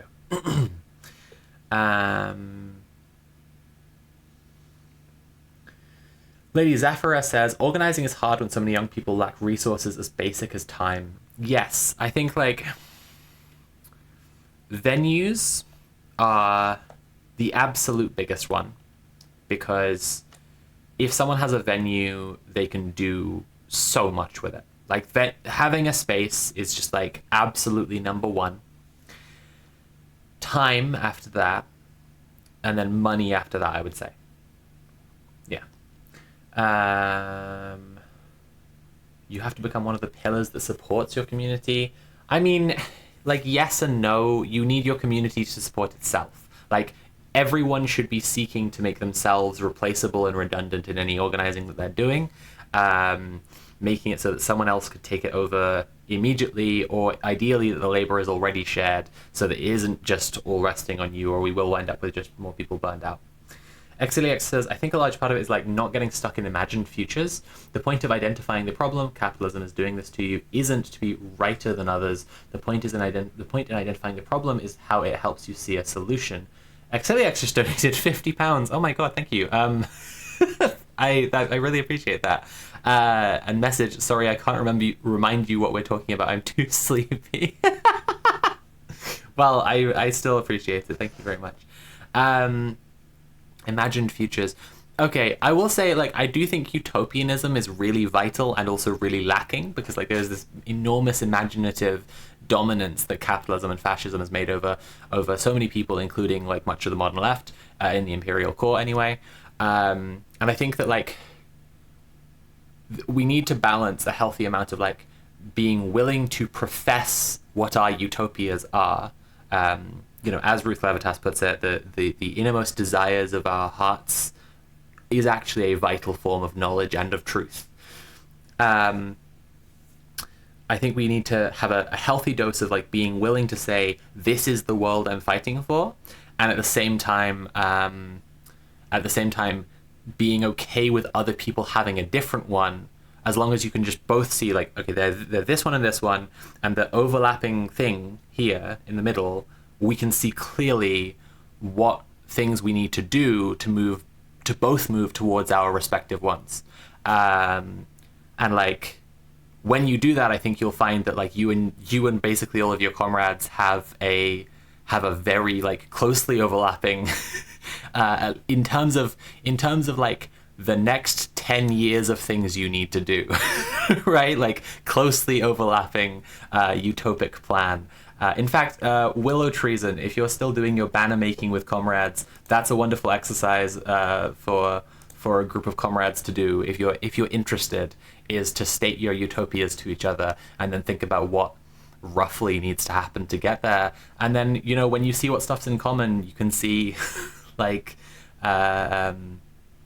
you can see what stuff you completely agree on. And the thing about this, like, the reason I'm saying about this, like, overlap and stuff, is that this even works with, like, someone who's, like, an avowed anti-authoritarian communist anarchist and, like, an ML. Like, they can absolutely both just be like, okay, so I think that I want a stateless, classless, moneyless, borderless society where no one is is discriminated against, and where no one is oppressed, right? And then you describe how you get there, and it turns out that even though, like, the one guy is like, well, I think that we just need to focus on everyone being respectively, like, upskilled to be able to, like, free associate, and we need to have entirely, like, non-hierarchical groups that are blah blah blah, affinity groups, all of this stuff. And the other guy is like, well, we need a vanguard party to blah blah blah blah blah. Like, they'll actually still agree that, like, some things need to happen, like community defense against ICE raids, and making sure that trans people are safe, and making sure that they have their medicine, you know, like, have access to their hormones, housing and feeding homeless people. Like, you just find suddenly, like, a lot of the immediate stuff is actually, like, really obvious and common. Non-est hick says, and welcome to the chat, by the way, it says you're a first-time chatter, says, what ho gov? I don't appreciate that. I appreciate anti-Britishness in general, but I'm not a gov. That's no good. Have you reflected on this day being the equinox and its themes of balance, harmony, and renewal in it? The in it's funny. That one's okay.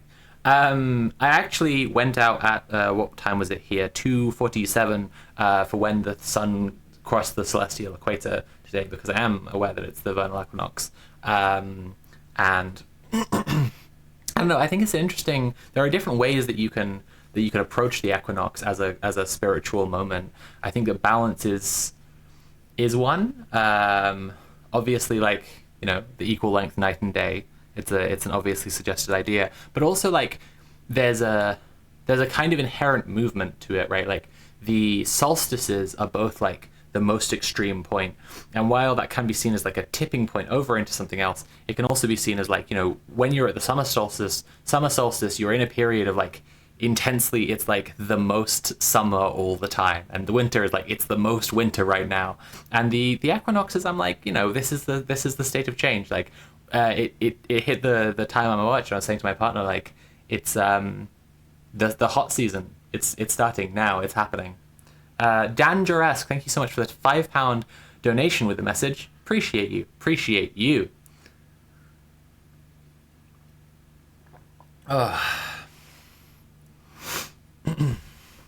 Hermeneutic says that's a really good exercise to quell needless infighting in favor of pragmatism. Yeah, I think, like, if I was convening a large group for a new org, like, there are a lot of fun things you can do to get people on the same page, get to know each other, get to see how your things align, what your plans are, like what you're intending to, like how the group fits together.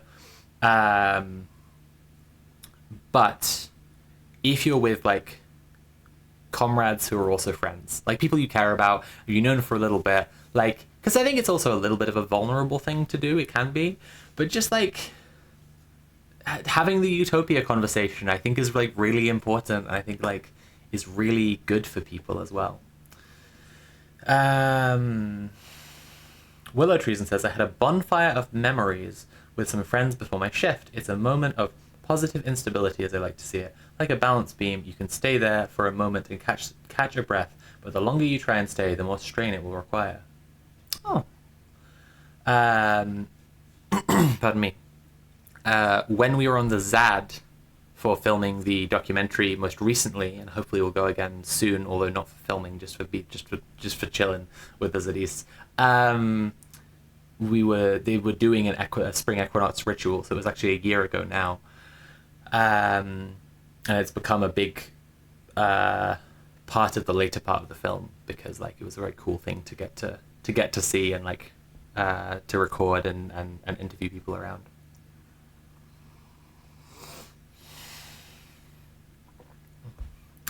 Hermeneutic says, I think thinking in terms of utopia is something that I learned through you. It's changed my life in a way, and I try to basically pass it on to anyone who'll listen. It's the sort of thing that props you up when nothing else would. Yeah, I just, like, seriously, like, they have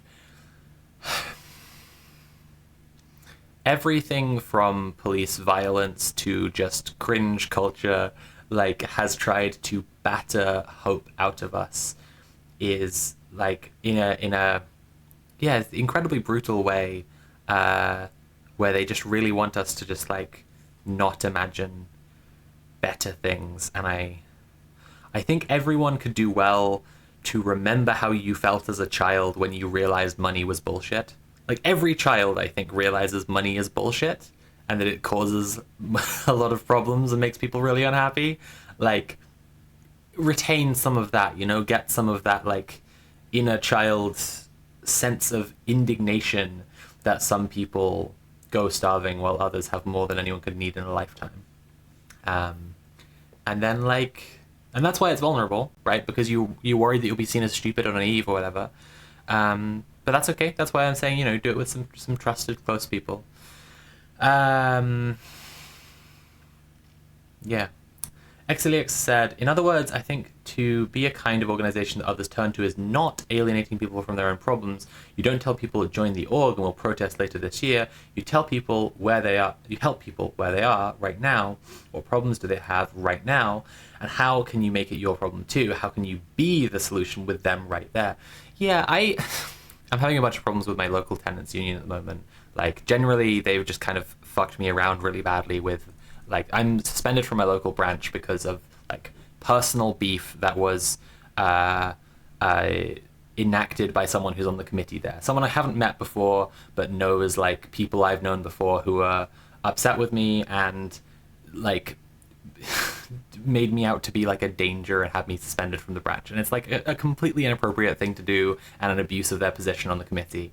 And I'm giving this context to say I'm going to bitch a little bit about the tenants union, but like not, you know, like I want to, you know, I have a little bit of a personal bias at the moment. Like, I generally think they do great work, but I think it's something I've encountered a whole ton, like what you're saying, XLEX, about like, you're a tenant, and if you're like, if you recognize being a renter like as a problem in and of itself, like joining a union can be like joining a tenants union can actually be kind of disempowering, because you'll get there and they'll be like, so we're here to help you out if you have like repairs that aren't getting done, and we're planning to do a big march later about making it so they can't like evict you for absolutely no reason whatsoever.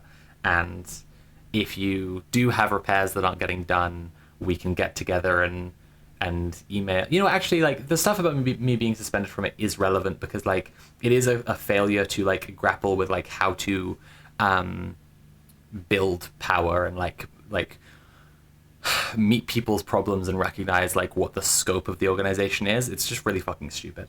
Like, I've had a bunch of like landlord problems, and at the moment, like, people near me under the same landlord are getting like Section 21 evicted, and it's all absolutely fucked. And I can't talk to the union about it because of like concern trolling bullshit that's really inappropriate for them to have brought to the union. Prince Infidel says, was 14 honestly when I realized money is BS. Far too old. I don't know what you mean by that. It's okay to it reflects my point. Everyone as a kid at some point realized money is bullshit. Exiliax says, unfortunately I have to go. If you're still streaming later, I will be back. I may be. It's been lovely to have you here. Thank you for hanging out. Everybody, I've been streaming for 2 hours now. Remember the whole spiel, enjoying the stream, consider paying for the stream, etc. We have 44 viewers right now. Thanks for that massive dono from Exiliax, which I really appreciate. We are quite close to the goal already. Pardon me.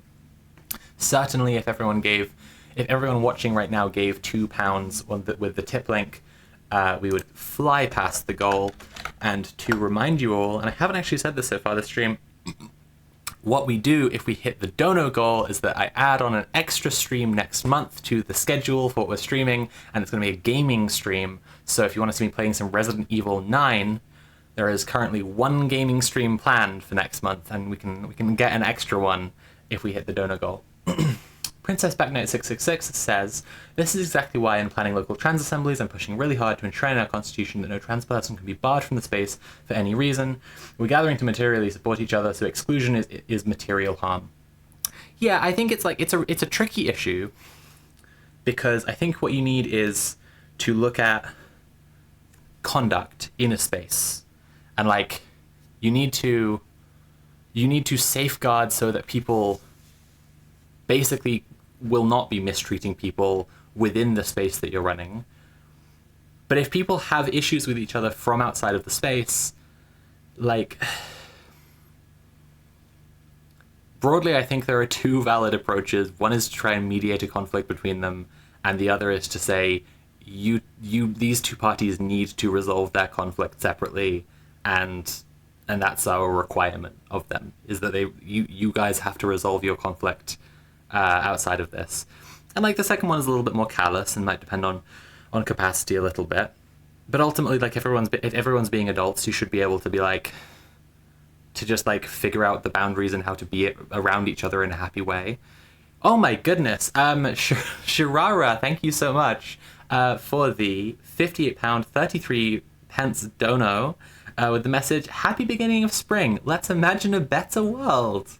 What a wonderful message. Thank you so much. That's really lovely. And thank you for the donation. Chat, we have hit the goal today. So we will be having a bonus stream next month. We'll have a second gaming stream. We now have 2 planned. There's no stretch goal, but I do appreciate donations, of course, and you can see my overall goal for the month based on what my food and rent and bills are. Thank you so much, Shirara. I really appreciate that. Yeah, it's a tricky one with assemblies. I think that... Sorry, I have like dryness in my throat today that I just don't seem to be able to clear. I think that saying like this space will absolutely not bar anyone is good in theory, and in practice it should be about not getting near that point. like firstly, as I already said in my video about assemblies, I think that the organizing structure, the people who make the assemblies happen, and the people who take part in the assemblies need to be recognized as different. You need to recognize that the small group of people who make the assembly happen could be wielding a lot of power if they continue to be in that facilitatory role and that management role. And so you want to get the community to take over running the thing as fast as possible. At that point, I think that like having no one can be barred from it is actually pretty important. Now I'm thinking it through, because like the whole point then is to, then it would kind of enforce people follow through what they mean when they talk about like community accountability, because they're ultimately still going to have to see each other at the assembly. You know, but I think the core thing is just to be like, get a handle on what's going on between some people, like have a meeting with one party, have a meeting with the other party, hear out both sides of things, talk about what boundaries each would like. Be clear that like you're not going to enforce a boundary if it's like, my boundary is I need for that person to die. You know, that's just like, that's not real. Your boundary can't be I need this person to be harmed in some way or whatever, or I need them to not exist, or I need them to never ever be in my presence. You know, if your boundary is that you need to not be around that person, like maybe you can talk about coming to different events, like alternating stuff or whatever. There are ways to, I really wish people would have a definition of being in community with each other that is like, that includes people who never see each other and hate each other's guts. because all the time when people are talking about being in community with each other, I'm literally just like double fisting. You shall not pass. This is so stupid. I'm gonna have a little cold drink. I'm gonna have a little hot drink. I wish people had a definition of being in community that included people who never see each other and hate each other's guts, because actually being in community does not just mean being friends. It actually doesn't, and it shouldn't. And it's good if people understand that like being in community, being in the same community, sharing spaces, knowing mutual friends and acquaintances or whatever, and being part of a political project together, like doing work together towards a common goal, but you don't fucking like each other, is vital. If we're talking about, if we're differentiating being friends, and especially close friends with someone, from being in community with them, you need to have an appreciation of like not liking each other, not hanging out, not seeing each other. Look, Anne. She drinks a beer drink, she drinks a tea drink. We had Chumbawamba earlier on the thing, didn't we? Someone mentioned Chumbawamba already. It was probably Locan already. Million Peaches, welcome to the stream. Lovely to have you here, as always. Million Peaches says, it's the thing that people forget sometimes. Community is not friendship. Yes, exactly. Exactly. Like, I have friends who've, like, fallen out and, like, will hang out together, or will be around each other at, like, in a group setting, but they don't have any relationship outside of that. Or people who have fallen out and then they do need to avoid each other completely, or they've fallen out, they needed some space from each other for a while, and then they work it out, and then they, like, move on from that situation. And, like, all of that is part of adult relationships. And I think that everyone is trying to have baby relationships for babies. Everyone's trying to have, like, babies first community and babies first relationship where everything is either perfect or fuck that person specifically forever and I hope they die. Actually, like, maybe in, like, 10 years you won't feel that way about that person and you'll kind of wish them well. Or feel indifferent to them. Maybe in 10 years' time, you will, like, regret it if your response to this situation right now is to go and, like, shoot them to death. Just some thoughts, just some, like, absolutely wacky thoughts here. But, like, life is long is an incredibly valuable mantra to repeat to yourself whenever you are thinking about community.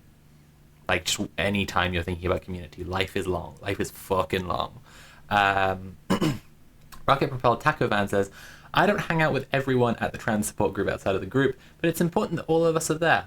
Absolutely. Absolutely. Okay, we have been so far off topic for such a long time. But we're hoping to watch some of this Ezra Klein show today. I would like to discuss Doppelganger with people. Let's do it. Let's get into it. Let's do it now. Okay. But you can carry on chatting to me about this stuff, and I probably will talk about it more and get distracted more. That's fine. Like, I'm talking about it ultimately because I find it interesting. And I also do want to make myself available as someone who's, like, been...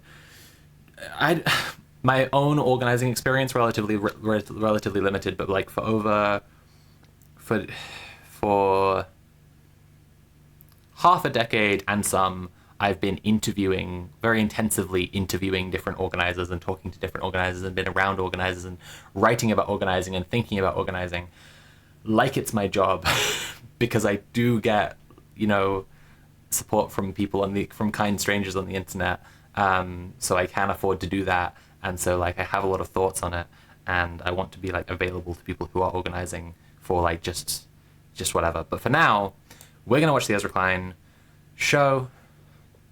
I'm going to start it over because we've got a minute in and there's no point in we may as well just have the intro again now. Okay. And here it is. Here is the boy. Is he more left-wing now? Maybe. Maybe. We'll see.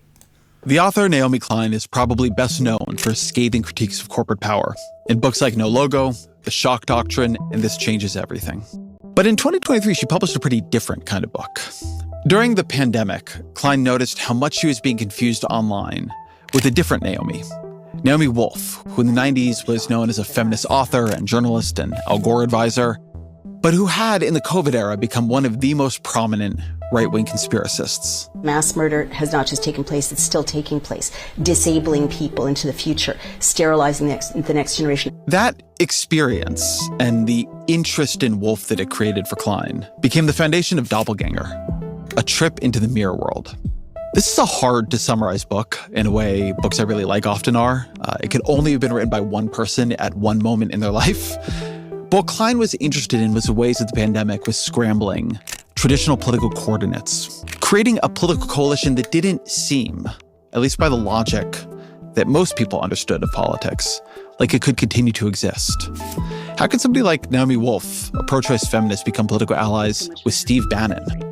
How could RFK Jr., the founder of Riverkeepers and attorney for the Natural Resources Defense Council, become a core part of the MAGA coalition? So Klein began following Wolf, her doppelganger, into this mirror world of the new MAGA right. She began to sense its rules and its concerns and its power and the way it was seducing people, its allure. She saw it a lot more clearly than most liberals and leftists did because, at least in 2023, if you weren't choosing to follow it, very easy to miss it.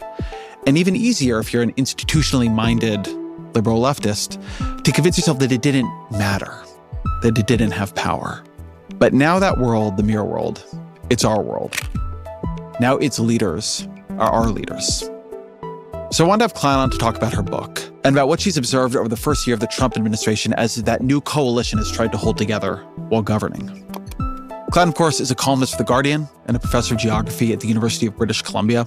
And she's a forthcoming book, co-authored with Astra Taylor, called End Times Fascism and the Fight for the Living World.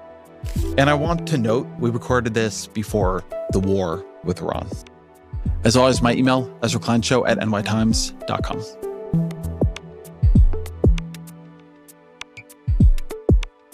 Naomi Klein, welcome to the show. Thank you. So your book revolves around two concepts, doppelgangers and mirror worlds. And I thought maybe good to start by just defining them. Sure. Well, so a doppelganger, it's a German word that means, like, literally translated like a double goer or a double walker. And it's the idea that out there somewhere, you could bump into somebody who looks just like you. And isn't you. And it's that sort of, that uncanny. This isn't a smart interjection at all, but if you're trans, there's this notion that, like, statistically there are probably, like, in the world somewhere, like, half a dozen people who look almost exactly like you. And if you're trans, obviously you change. It's just a thing I think about sometimes. You change the odds of that to a bajillion people who look exactly like you because everyone has the same fashion sense and does the same hair and everything. Sorry, I'm being bitchy. No, it's just a strange thing. I think about this a lot. Like, I've had FFS. I have had the shape of my face changed quite dramatically, and so it's quite conceivable that there were, like, half a dozen people I looked like before who I no longer really look like. Like, I look at old pictures of myself, people are really, really struck by the difference. And, you know, my face shape also changes just because, like, there are various changes just because of estrogen. But just, like, I probably look like a different half dozen people than I did 5 years ago. Vertigo that addresses the strangeness of that which is most familiar, which is yourself.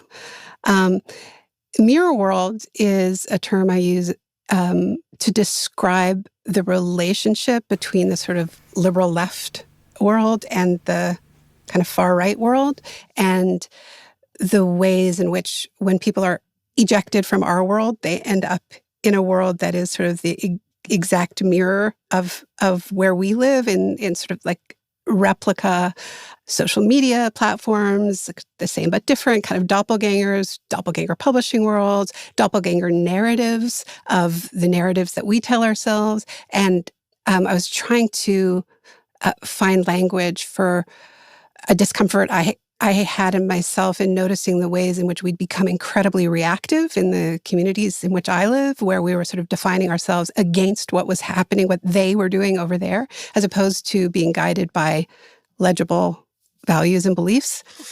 How did you get interested in the idea of the doppelganger? A few different routes took me there. It was deep in the pandemic, and I was feeling kind of speechless, like I just didn't want to write. So, again, I really, really think Doppelganger is a fantastic book, and I really recommend people read it.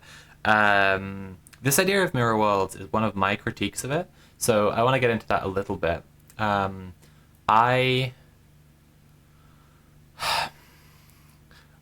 I think it's a lot more like a house of mirrors. I think people who are in the misinfo space, like, sometimes they're in the same room or whatever, they're effectively seeing the same stuff. They're together, they're understanding things in the same way, but they kind of move from space to space with these, like, distorted reflections of reality. I just, like, a lot of the time, I think when you look at people who are, like, deeply disinfo is the term people have been enjoying using recently, like, people who are disinformed, they've been lied to deliberately, right? They exist in quite a, like, hyper-personalized reality, and they come together on issues, like, they come together in ways that, like, you will see for example, on an article about trans women in women's sports, a whole ton of people say almost word for word the exact same takes based on conspiracy bullshit and reactionary nonsense that they've been fed. But you will also see probably just as many people give different misinformed mirror world bullshit ideas and takes that in many cases like perfectly contradict what other takes would be, and so they can't exist together. And I think that's a crucial component of what's going on in this kind of mirror world thing she's talking about. However, I will say that, again, the book's really, really good. Everybody should read it. Her analysis is really good, and also, like, she does cite a lot of examples that she's constructing this all from. This isn't just a slapdash vibes-based thing.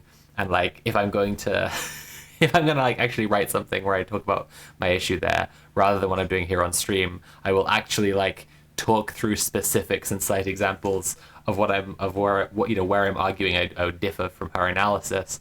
Because I think she does a really good job of pointing out, like, she's been watching a lot of Steve Bannon's podcast, and the way that he creates like mirror images of left-wing ideas.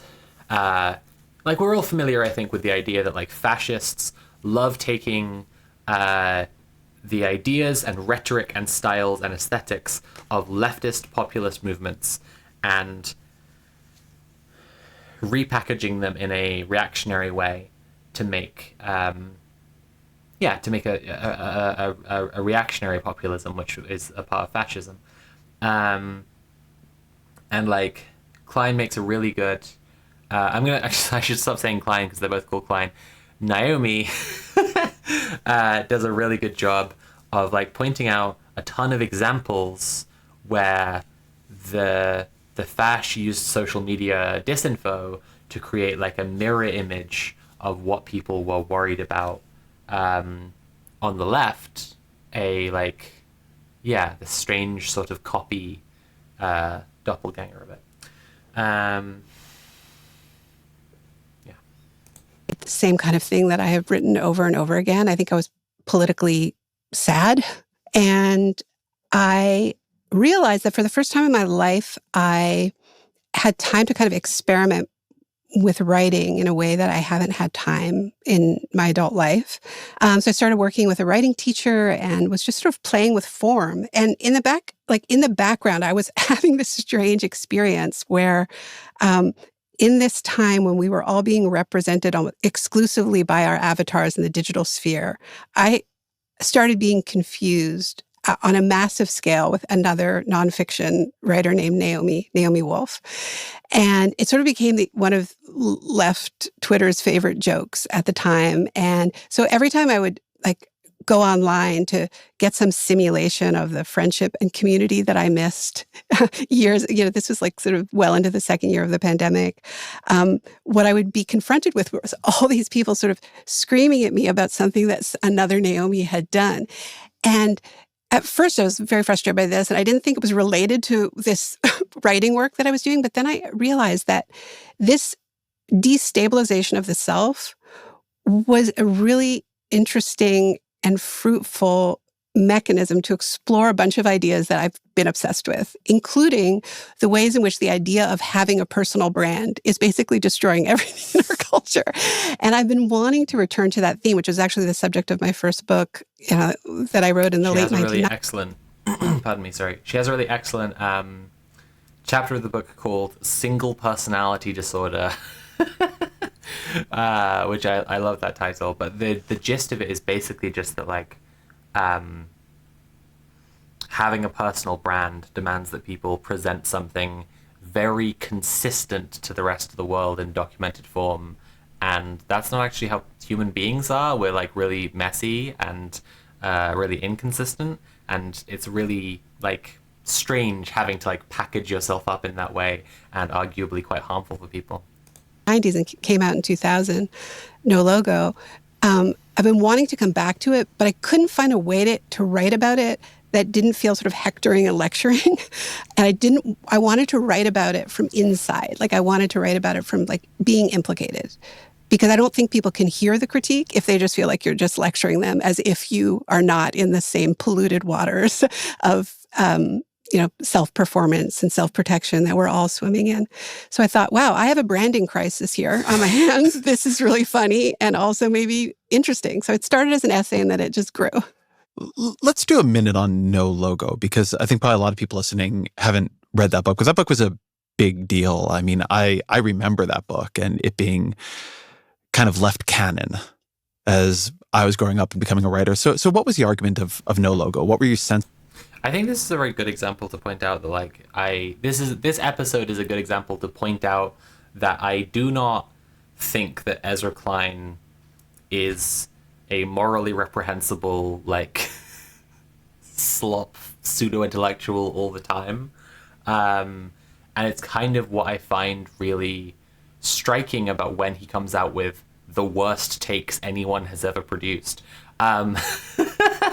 Is that his platform is a different kind of thing, and he'll have Naomi Klein on the show. And this is what I'm kind of, as I said earlier, trying to pause a little bit. It's just is this him having a wake up after all the shit with Charlie Kirk was doing politics the right way? Or is this more of the same thing where he is able to have this bizarre cognitive dissonance? In the thing I'm writing about him at the moment, I've said that his work in his role is very dissociative. And he has this incredible dissonance between having he loves Doppelganger. He thinks it's a really, really good book. And then he also, says to Ta-Nehisi Coates, we should be supporting Democrats who are anti-abortion. And it's well. Or here he's saying that No Logo is was left canon and really important when he was becoming a writer and stuff. And I'm just you respect all these people who say much more left-wing things than you, and I don't. How does that happen exactly? That's very confusing. Then, and what were you trying to pull up into visibility about the world? It was, I think, first and foremost, an attempt to understand the rise of these multinational corporations that were more powerful than governments, and a shift that was going on in politics that was sort of doing an end run around governments, and it was going directly for the multinationals, whether Nike because of sweatshops in Indonesia, or Shell because of oil spills in Nigeria. And it was so as a young reporter, I was following these stories and I was interested in that. But I was also looking at another element, which was the way that these multinationals were divesting themselves from the world of things, where they were all just declaring that they were no longer in the business of making products. They were selling a brand, an idea. They were sort of transcending. And what that meant in practice was that they didn't need to own their factories. Their factories were all outsourced. They were contracts. And the real work of production was the production of image. And that was affecting youth culture. And we were all being told that we should be our own brands, which didn't really make any sense in the 1990s because this was pre-social media, it was pre-iPhone. It was clear, we had in No Logo, I wrote about the first celebrities who were themselves lifestyle brands like Michael Jordan and Oprah. And this was a new concept that an individual could be a brand. But the idea that a non-famous person could be a brand made no sense to us because we didn't have marketing firms. It also feels to me like it's of a politics that has really weakened. I mean, I think of that era and Adbusters, and you go back earlier in the 20th century, and fear about what advertising is going to do to our minds is very present in the 60s and the 70s. And so this sort of anti-advertising, anti-branding, anti-consumer politics that was very, very strong, I feel in the 90s. Feels pretty absent today. Yeah, because we really could be our own brands, right? So, I think it's important to understand that there's a kind of a desperation in the fact that we have all embraced this. And this is why, I was saying that I wanted to find a way to write about it that was from inside of it, because I think we all feel really attacked if we point out that, it's why online everyone's constantly accusing each other of being performative, which I think is today's version of selling out, right? But everybody knows that everybody else is being performative as well. So I think we have to find compassion, in this. There was such a weird long shot they kept of Ezra just then. He said yeah, and then it just held on him for like 4 more seconds while he was just basically just staring at her. Such a strange thing to do. Like, what a weird choice the editor made there. Of selling out, right? But everybody knows that everybody else is being... It's just like, they made him look really spooky for no reason. Did Naomi just say marketing firms didn't exist before the 90s? No, what are you... Wait about? No. No, she said that people didn't have marketing firms for their personal brand, and so being an individual, the idea of having a brand was a bizarre and alien idea.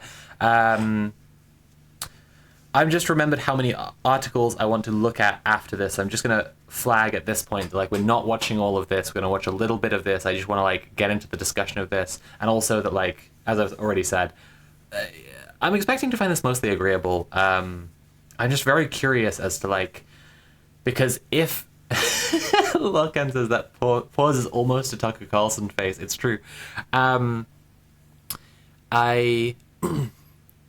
Because I want to check in on Ezra regularly when we're doing these streams, because I want to see if he's waking up, if it's having an effect, It's an ongoing question for me. I want to see if he's realized that, like, the Ezra Klein who wrote Charlie Kirk was doing politics the right way needs to change radically into a new improved Ezra Klein. Performative as well. Because, like, also, sorry, I have to pause again so immediately. I might be a dedicated long-term Ezra observer, but, like, there are a lot of people criticizing him. A lot of people are being very vocal. Some a lot, like, closer to his politics than me.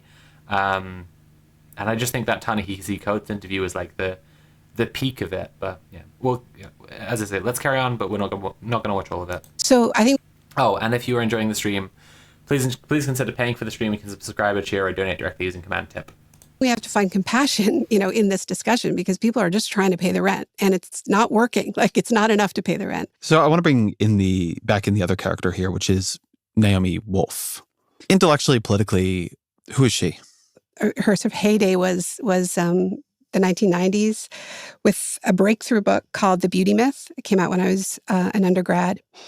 And it was a book about, it had a thesis that young women were being forced to add a third shift to the work of, there's already like the shift at work and then the shift at home. But on top of that, there's a beauty shift. And so it was about how women were being held back from advancing in the workplace because they were having to put so much work into being beautiful. Why has the conflict on the sexual battlefield suddenly come out into the open? And can the long-fraught fears about date rape and harassment ever resolve themselves? Joining me now, best-selling author Naomi Wolf. I think that men are in crisis because women are not sitting passively as the evil backlash hits us over the head. It's hard for us to understand the nature of our immense power, but I believe that since the Hill-Thomas hearings, we've seen a kind of spontaneous uprising among women in this country that is shifting the balance of the power between the sexes. She was the face of what was called at the time third wave feminism. It's a controversial term, whether it actually was a wave or not. And she wrote a bunch of best-selling books. She wrote a book called Fire with Fire. I think one of her high/low points was advising Al Gore's presidential campaign on how to reach women voters, because she was a very prominent feminist at the time. So that's.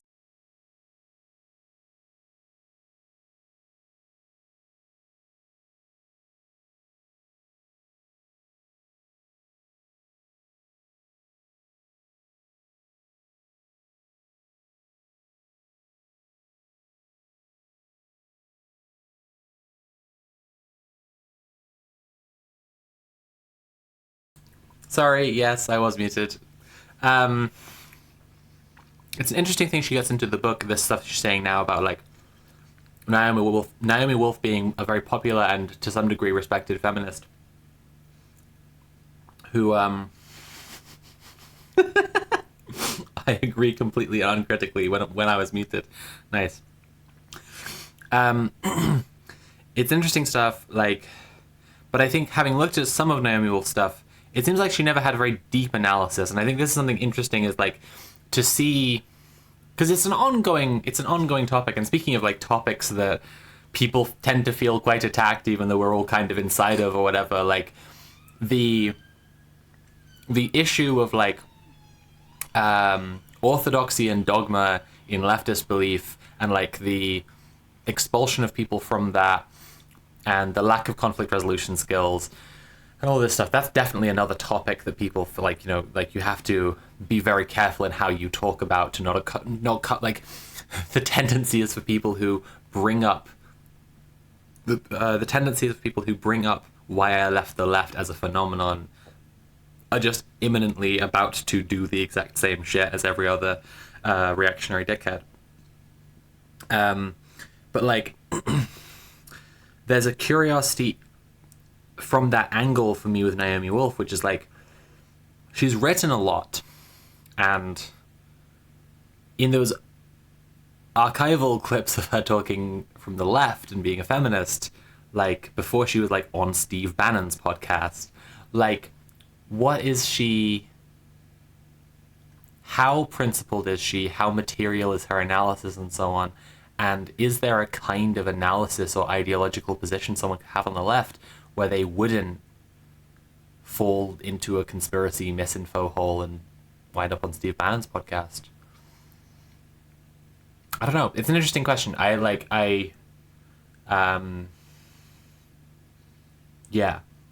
I don't know.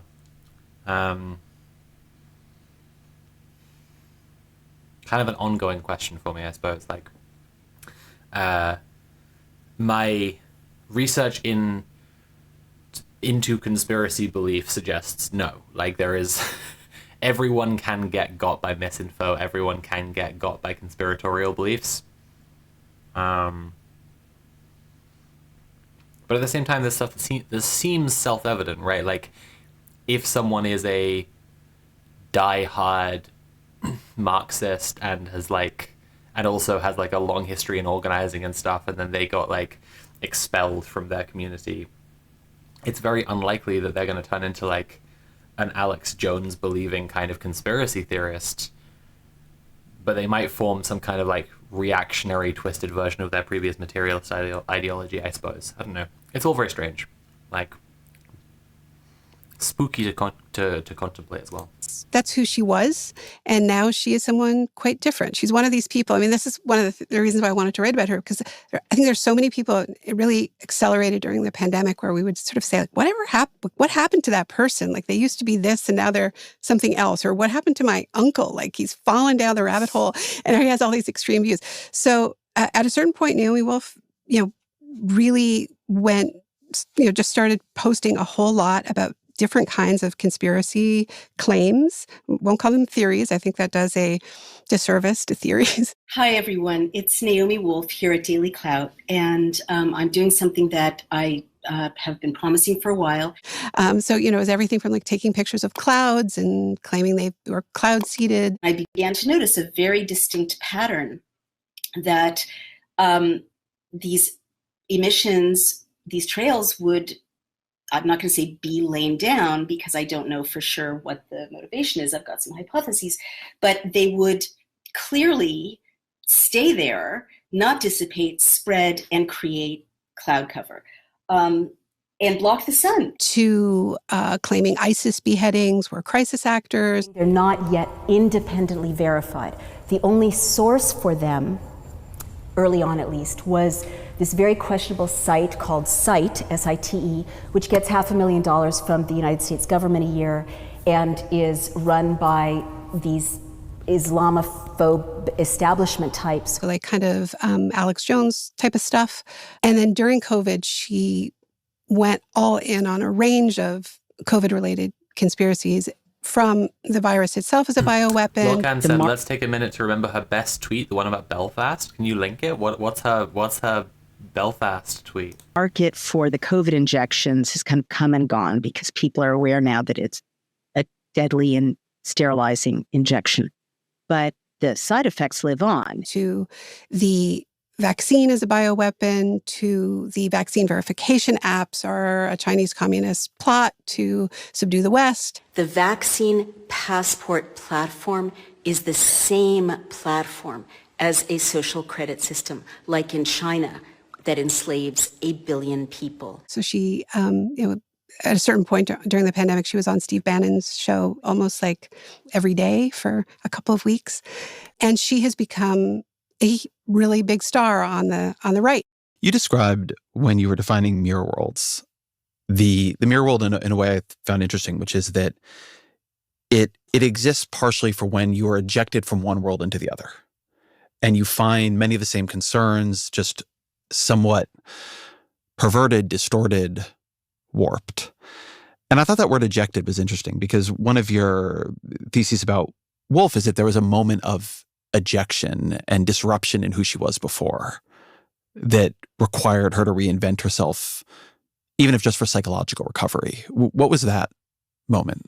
Yeah, so the year before the pandemic, in 2019, she published a book called Outrages. And she very famously made a foundational factual error in that book where she misinterpreted a phrase in the historical record.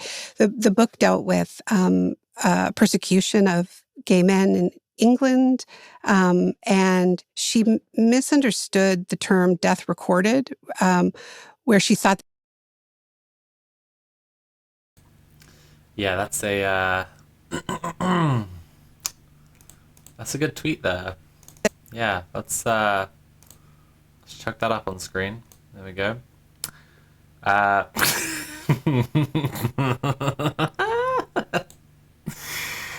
Naomi Wolf, it was amazing to go. It's a bit unfortunate, isn't it? It was it was amazing to go to Belfast, which does not yet have 5G. Maybe. And feel the earth, sky, air, human experience. Feel the way it did in the 1970s. Calm, peaceful, restful, natural. Oh, she's got a good brain. She's got a good brain that works really, really well. Oh, fucking hell. That's a bit much, isn't it? It meant that they had been killed by the state.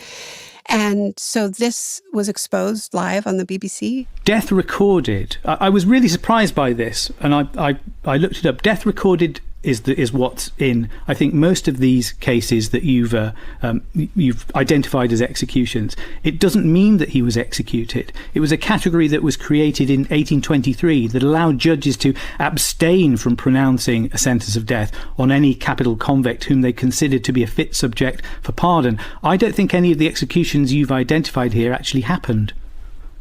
Well, that's a really important thing to investigate. What is your understanding of what death recorded means? It became one of these moments of mass online ridicule, just public shaming. It's like, I hate telling the story because it's like every writer's worst nightmare. Yeah.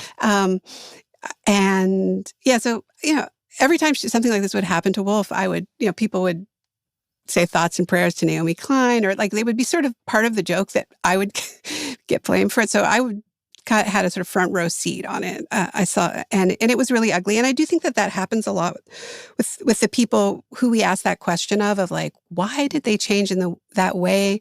We'll often find some kind of public shaming, or something really wrong that they did, right? Like, it's not just that we were mean to them. It's that they did something maybe unforgivable, and then got really shamed for it. And then they were embraced in this other world where facts matter a lot less. Well, this is where I want to follow you into the other world as you follow her into the other world. And you have a line in the book I thought was a really sharp description of something. This is about what is going on after Woolf is banned from Twitter for conspiracies. And you write, "This is the irony of liberal Twitter celebrating Wolf's seeming disappearance, at least until Musk welcomed her back.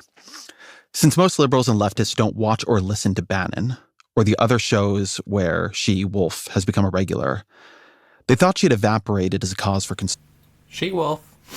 Sorry. concern. R.I.P. Death recorded. This is a bit like kids who think the world disappears when they close their eyes. Tell me about that other world you walk into. Well, first of all, I should say That's actually a really good description of that. Like, people, they think that they've successfully shamed someone out of their sight, and so they don't exist. The world stops existing when they close their eyes, like when you're a child.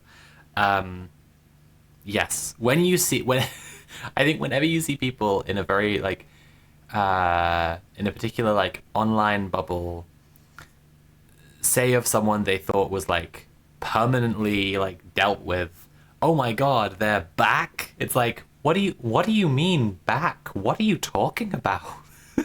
that world runs our world now, right? So Yes, this that is is a our little world. bit, I don't think that we have the same questions about it now as we did then, because we can't ignore it now, right? And I remember when the book first came out, I was interviewed and the interviewer asked me why I was giving these people attention.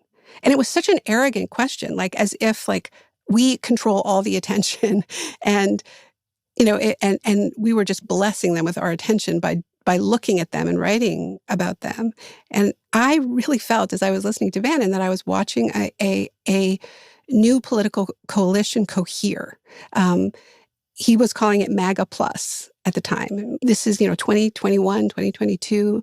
And, I had seen Bannon in 2016 peel off part of the Democratic coalition, particularly white unionized men who were angry at the Democratic Party over free trade deals, and bring them over to Trump. And I was watching him do this with, suburban white women who traditionally voted Democrat. And he understood that Wolf, and he would wind up the introduction. Okay, our guest is Naomi Wolf. Naomi, you started as a feminist, a huge writer, best-selling author, public intellectual, lionized by the left and the established order and the conventional thinking, and now you're kind of a renegade and everyday a rebel. She used to consult for Al Gore. She consulted for Bill Clinton, and that was part of that was part of her appeal, was that I think it was central to her appeal, was that she could potentially deliver this constituency that Trump really was weak with. And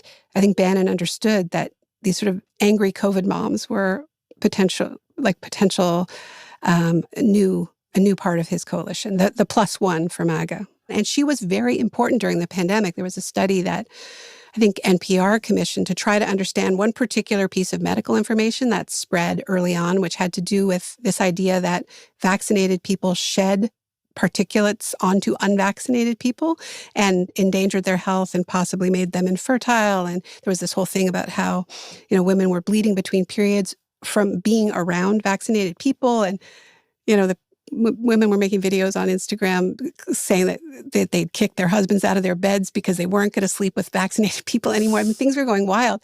And so there was this sort of data study that was done to try to find the kind of ground zero for this particular piece of medical misinformation. And they traced it back to a lot of it back to Naomi Wolf. She was a real vector for this piece of misinformation because she is associated with women's health and women's bodies. And then I started listening to all her talking to Tucker Carlson and talking to Steve Bannon. And Chat, I think this is really interesting. I think the problem is that I have other stuff to get onto, and this is like probably not a good focus for the stream right this second. It's like, what I should do is I should try and remember this and save this link somewhere so I can watch the rest of this if we get through our LibSlop articles on another stream. We should do the ones that we have lined up, because like I simultaneously like know we don't have the time, and I'm also just like, I really want to watch all of this because Naomi Klein's really interesting, and I'm very curious about whether Ezra, like how Ezra responds to having someone like Naomi Klein available to him, and like what that means for where he's at with things this year. And yeah, I think I gotta save it and move on to some LibSlop articles. Lorcan says, just go read Doppelganger. That is the core thing here. Like, if if everyone in chat could read Doppelganger, then we could all just like meet up and have a little book group. Like, we just come back to the stream. We don't even watch Ezra Klein. We just like chat about Doppelganger because it's a really, really fucking good book. That's what I really want to do. But I am also curious as to whether Ezra will like venture more into this later on in the episode. And I may listen on my own time. But yeah, I think I'm gonna save this for a thing to do if we get through all the articles in good time for a future stream. Because otherwise, like, we're just not gonna get to any of the articles that I have lined up for today. Have you ever thought about doing a book club for the Patreon supporters? I have thought about it before, and I simply think I do too many things already for that to be a sensible move. Okay. So, as curious as I am as to whether Ezra ventures further into, like, discusses more about, like... He's been very passive so far in that interview. As curious as I am about Ezra Klein and his response to Doppelganger and his thoughts about it, I think we should go on to the New York Times. The middle-class suburbanites who get by... Sorry. The middle-class suburbanites who sell their blood plasma to get by. This is an interesting article that I think is like... Just on the face of it, this is describing such an evil situation that I think, like, you need to go full woke mode. You need to go... you need to go absolute, like, sicko woke mode to have the appropriate response to this situation by just being like, no, like, society is fucking morally bankrupt at its core. We need to tear everything down. And instead, you know, it's the New York Times, so they're like, oh, this is kind of interesting. And, like, I think there's a little bit of critique in there too, but well, let's have a read of it. The middle-class suburbanites who sell their blood plasma to get by. And remember, everyone, if you're enjoying the stream, to consider paying for the stream by subscribing or cheering or donating directly using Command Tech. And VOD viewers to check out the links below. Across the United States, plasma centers are opening in wealthier areas as more people struggle with the high cost of housing, groceries, and healthcare. See, before I even get into it, it's just like, for this to come out right now as well, like, knowing that this is another thing, another factor in what it means for Americans to be, like, financially squeezed, means that, in some real sense, America is like draining the blood of its citizens to fuel and fund a war on another country that was completely fucking illegal and a stupid move and most people don't want. It's just incredible stuff. Joseph Briseno arrived at CSL Plasma around 8 a.m., just as the morning rush of donors was thinning out. He took a few small sips from his water bottle, preparing for what he ruefully describes as his second job. 4 days a week, Mr. Briseno, who lives in the Houston suburbs, works long shifts seated at the controls of a crane at a local waste disposal company where he is a supervisor. It's his full-time job, and he earns around $50,000 a year. On 2 of his days off, he sits in a cushioned recliner for an hour with a needle in his left arm, donating plasma to be used in making certain medical therapies. Donating is a misnomer. He earns an average of $70 for each visit. That can be gas money, grocery money, money to put into savings for emergencies, said Mr. Briseno, who started going to this plasma collection center a year ago after struggling to find a part-time job that didn't conflict with his work schedule. He needed to do something to offset the increased costs of living. In this economy, it's expensive, he said, and donating helps. Every day, an estimated 215,000 people donate plasma, the yellowish liquid component of blood. Mr. Briceño is among them. He is not jobless or facing eviction, but, like many in the American middle class, he is caught in the vice of rising expenses and wages that aren't growing fast enough to cover them. So he is turning to a method more commonly associated with the lowest income Americans.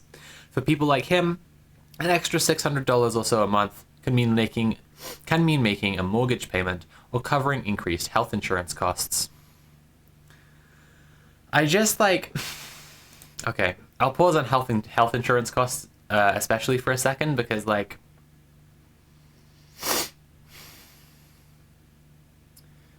the plasma is used for some medical therapies. If you don't have money, you probably can't afford healthcare in the US. If you don't have money, you might be selling your blood in the US. If you do have money, you probably can afford healthcare. So you probably will get the medical treatments that are derived from the poor people's blood.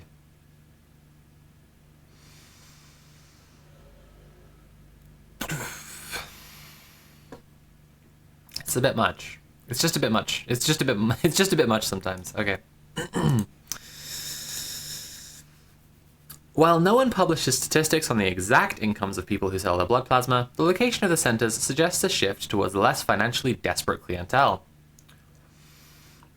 A recent study by researchers at Washington University in St. Louis and the University of Colorado Boulder observed that while older plasma centers are clustered in low-income areas, newer centers were increasingly likely to open in middle-class neighborhoods. A New York Times analysis shows the trend has continued. Centers have sprung up in more than 100 such neighborhoods in suburbs and wealthier sections of cities since researchers finished collecting their data in 2021. In the Houston suburb of Webster, Texas, a short drive from the Johnson Space Center, 2 sites opened in 2022 along a stretch that perfectly embodies a certain slice of suburbia. The CSL plasma location where Mr. Briceño goes is a strip mall a few doors down from an Orange Theory Fitness, and BioLife Plasma Services, a little more than a mile away, is in a standalone building next to a man-made pond and a Charles Schwab branch. On recent mornings, people waited in long lines outside both locations. Many described themselves as middle class and said that even a few years ago they would not have imagined exchanging their plasma for cash. There was a 30-something tech worker trying to save for a house, a 6th grade special education teacher looking to cover rising healthcare costs, and a night shift nurse struggling to pay childcare fees. Most of them donate twice a week, the maximum allowed under FDA regulations, and earn an average of $70 per visit, although pay can vary depending on things like the collection amount and incentives. If people need to do this to supplement their incomes, then there are a lot of jobs out there that are just not paying high enough wages for people to live on, said Emily Gallagher, a professor of finance at the University of Colorado Boulder, and one of the authors of the study of the plasma industry. Mr. Briceño, 59, scrolled his phone as he donated plasma at the CSL on a recent morning. There were many other places he would rather have been, at home with his wife, clocking overtime at his job, taking a vacation, which he had not done in years. It would be great not to have to do this for extra money, he said. It's so grim that they've got a guy who's just really mild and timid talking about this situation, and all he says about it is just yeah, that would be good. It would be good if it wasn't like this. It would be good if I wasn't a blood bag for an unknown fucking parasitic predator. It's terrifying. This shit's terrifying. The United States provides around 70% of the world's blood plasma. Now, this paragraph really, really captured me. Okay, here we go. The United States provides around 70% of the world's blood plasma. Because it is one of around a dozen countries that allow payment for plasma, a practice discouraged by the World Health Organization, the industry has established itself here. The WHO says, don't let people sell their plasma for money. America says, freedom. And now America provides 70% of the world's blood plasma? That's so bad. That's so fucked. Hey, Ginger with Envy, lovely to see you. I think it's been a minute. I can't remember you being on previous streams. Always lovely to have you here, though. It has become a multi-billion-dollar business. In 2024, the US exported $6.2 billion worth of plasma for companies like CSL Limited and Takeda Pharmaceutical Company Limited, which own the centers in Webster. Plasma is the raw material necessary to make some of their medical products, therapies for patients with immunodeficiencies, liver disease, and bleeding disorders, as well as burn victims. Jenny Azoth says, I nearly sold my plasma. That's fucked. That's so fucked. It's just like, this is just such a fucked situation. Like, this is one I think we have to chalk up to the frogs in the slowly boiling pot thing, right?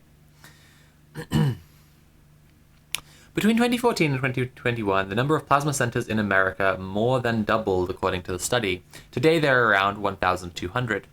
The practice is considered safe, although there is little research on the long-term health effects, and serious adverse events and deaths are rare.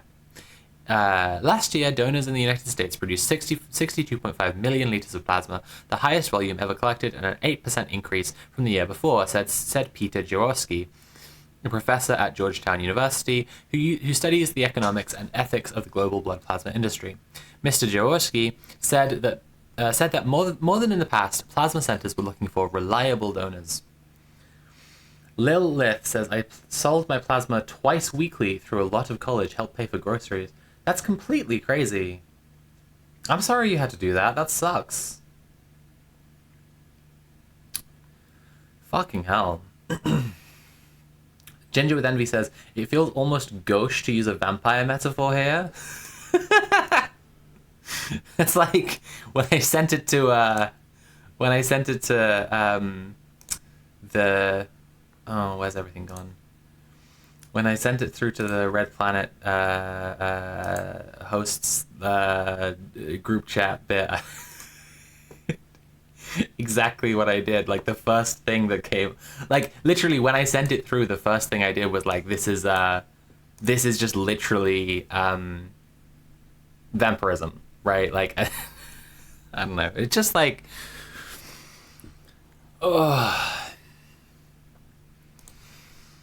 people are like correct to think of the ruling class as vampires. They just need to understand that the vampirism is happening like on a class level. Like they, as a class, cannibalize and parasitize the working class, like steal the life from their bodies to extend their own lives and to have more power. They just don't do it by like following a guy down an alleyway and swooping on them or whatever. It's yeah. Okay, back to it. Reliable donors. People who show up at 3 p.m. if they reserved a donation time at 3 p.m. and could be finding them in more suburban areas. They want people who will come back and be repeat donors, he said. CSL said in a statement that it chose locations based on population density, along with factors like access to parking or public transportation. For decades, plasma centers have been concentrated largely in impoverished and under-resourced neighborhoods and face charges of exploitation. In her 2023 book, Blood Money, The Story of Life, Death, and Profit Inside America's Blood Industry, Kathleen McLaughlin explored how plasma centers targeted, among others, laid-off auto workers in the Rust Belt and communities along the US-Mexican border. There isn't anyone really who you'll find who's doing this for purely altruistic reasons, Miss McLaughlin said. A lot of people like it because, by the way, chat, give blood.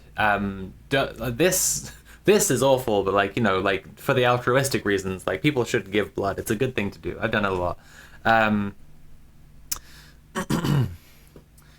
A lot of people like it because they get paid and they do something they feel is giving back to society, but the primary motivation is always financial. The presence of these centers, however, might be offering people an alternative to predatory loans. Do we see immediately where you might point like something that needs to deeply change in society is like very clear here. Like if lenders are so if the predatory loans are that predatory, maybe they should be illegal. If like a whole ton of people would rather sell their blood from their veins. Just insane. When a plasma center opens in an area, the study found demand for high-interest payday loans among younger borrowers declined nearly 20% within the first 3 years. I mean, I also would rather sell my blood than... I also would rather sell my blood than take out, like, a predatory loan, but it's just, like, just so deeply horrible to hear that there are these figures on that like that. That was the reality that drew Mr. Briceño to donate. Even with careful budgeting, his savings account was stagnant. He and his wife lived with their daughter, son-in-law, and young grandsons in a two-story... He's a grandfather. He's a grandfather.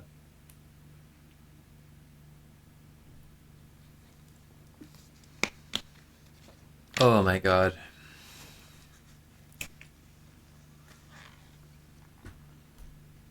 Nah. Just nah. Just that's fucked, you know? That's just not it. This isn't it, Chief.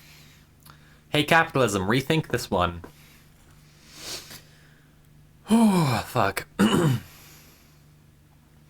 America is just an evil country. I think it's just an I think it's just evil. I think it's just like maybe just a... And I'm saying this from Britain. I'm in Britain right now. Like, I'm in Britain right now saying this. Even like, you know what? Actually, let's do some equal opportunity Anglosphere bashing. We all live in countries with a vampiric predatory ruling class. I was posting about this earlier. I don't know if enough people are aware of this, but like, if you die without a will in Cornwall, the ruling class just get all your stuff. Specifically, Charles used to be, and now is now he's king. I don't know if it's still the case that the crown gets your stuff. But I don't think that, you know, aristos don't tend to like. They tend to just get more titles, right? Their powers just stack, and it turns out that there's like a passive income bonus to some titles, a passive income kill bonus for Cornish people specifically.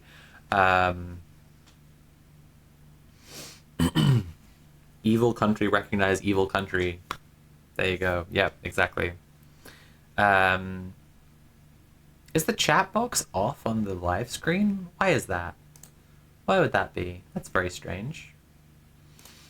Sorry about that, chat. I was suppressing your freedom of speech on the stream. Your freedom to speak on the stream, specifically. Here we go. So, it's the kind of place with lush lawns and homeowners association rules. Mr. Briceño, who has not received a raise in several years, helps pay part of the mortgage. He purchases groceries for the family. His health insurance co-pays kept rising. I was starting to pull up from my savings because prices have been going up, he said. He was reluctant when a friend and neighbor encouraged him to donate for additional cash, but he needed the money.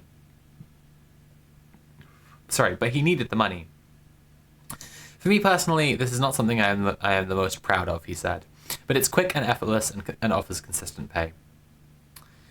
The line outside CSL Plasma had grown to nearly 24 people. It was after 8 a.m. and the center should have opened an hour earlier. A nurse is running late, one woman a regular reassured each new arrival. People stood with blankets that would keep them warm inside the air-conditioned center. Others scrolled phones or listened to podcasts through earbuds. Arnold Williams arrived after driving 45 minutes to and from downtown Houston, where he had dropped off his wife at her administrative job. Mr. Williams, 66, who served in the Air Force and later worked in management and food distribution centers in the South, has donated plasma for the past year. He and his wife rent a 2-bedroom apartment for $2,100. Despite the income from her job and his $1,800 monthly benefits from Social Security, things are tight. He found himself using credit cards more and more to cover bills until his benefit checks arrived. It's those in-between times where this is beneficial, said Mr. Williams, who donates on Monday and Thursday mornings. Chat, if I draw an equivalence between money I get from chat and the ways that he's talking about covering bills right now, I don't want people who don't have the spare money to give me to feel pressured to donate if I say that, but like, when I try and describe what the money is for on stream, I'll say it like this. I'm very grateful for everyone who donates because I I'm really glad I'm not in America selling my plasma. Do I want to be doing this forever? He pondered after the recent morning session. No, but right now it's working to my benefit. Wendy Baker started donating plasma twice a week in December after seeing an ad on Facebook that promised $500 for first-time donors. Miss Baker, 54, who has a college degree, left her job in biosciences about 2 years ago to deal with a personal matter.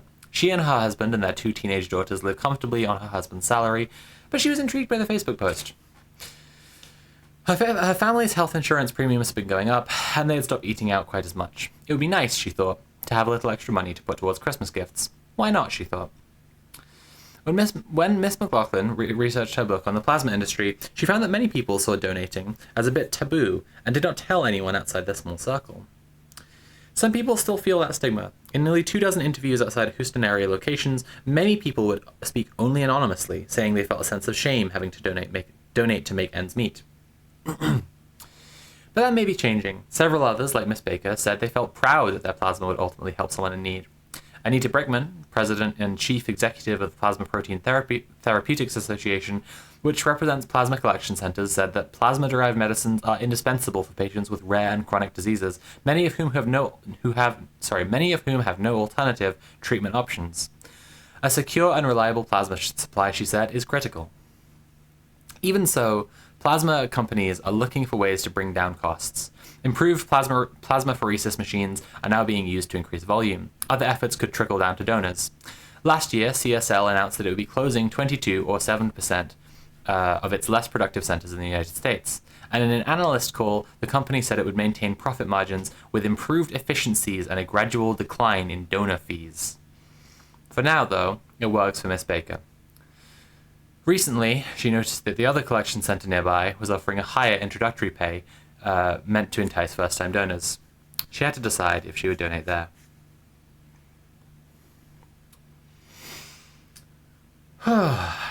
Ginger with Envy says, that's why I said it felt gauche, because the analogy of vampires for class oppression doesn't require it to literally be the forced people are forced into financial positions to have their blood taken from them, and yet. Yeah, it's really gross. Why do they want to read that one? I don't know, it's like...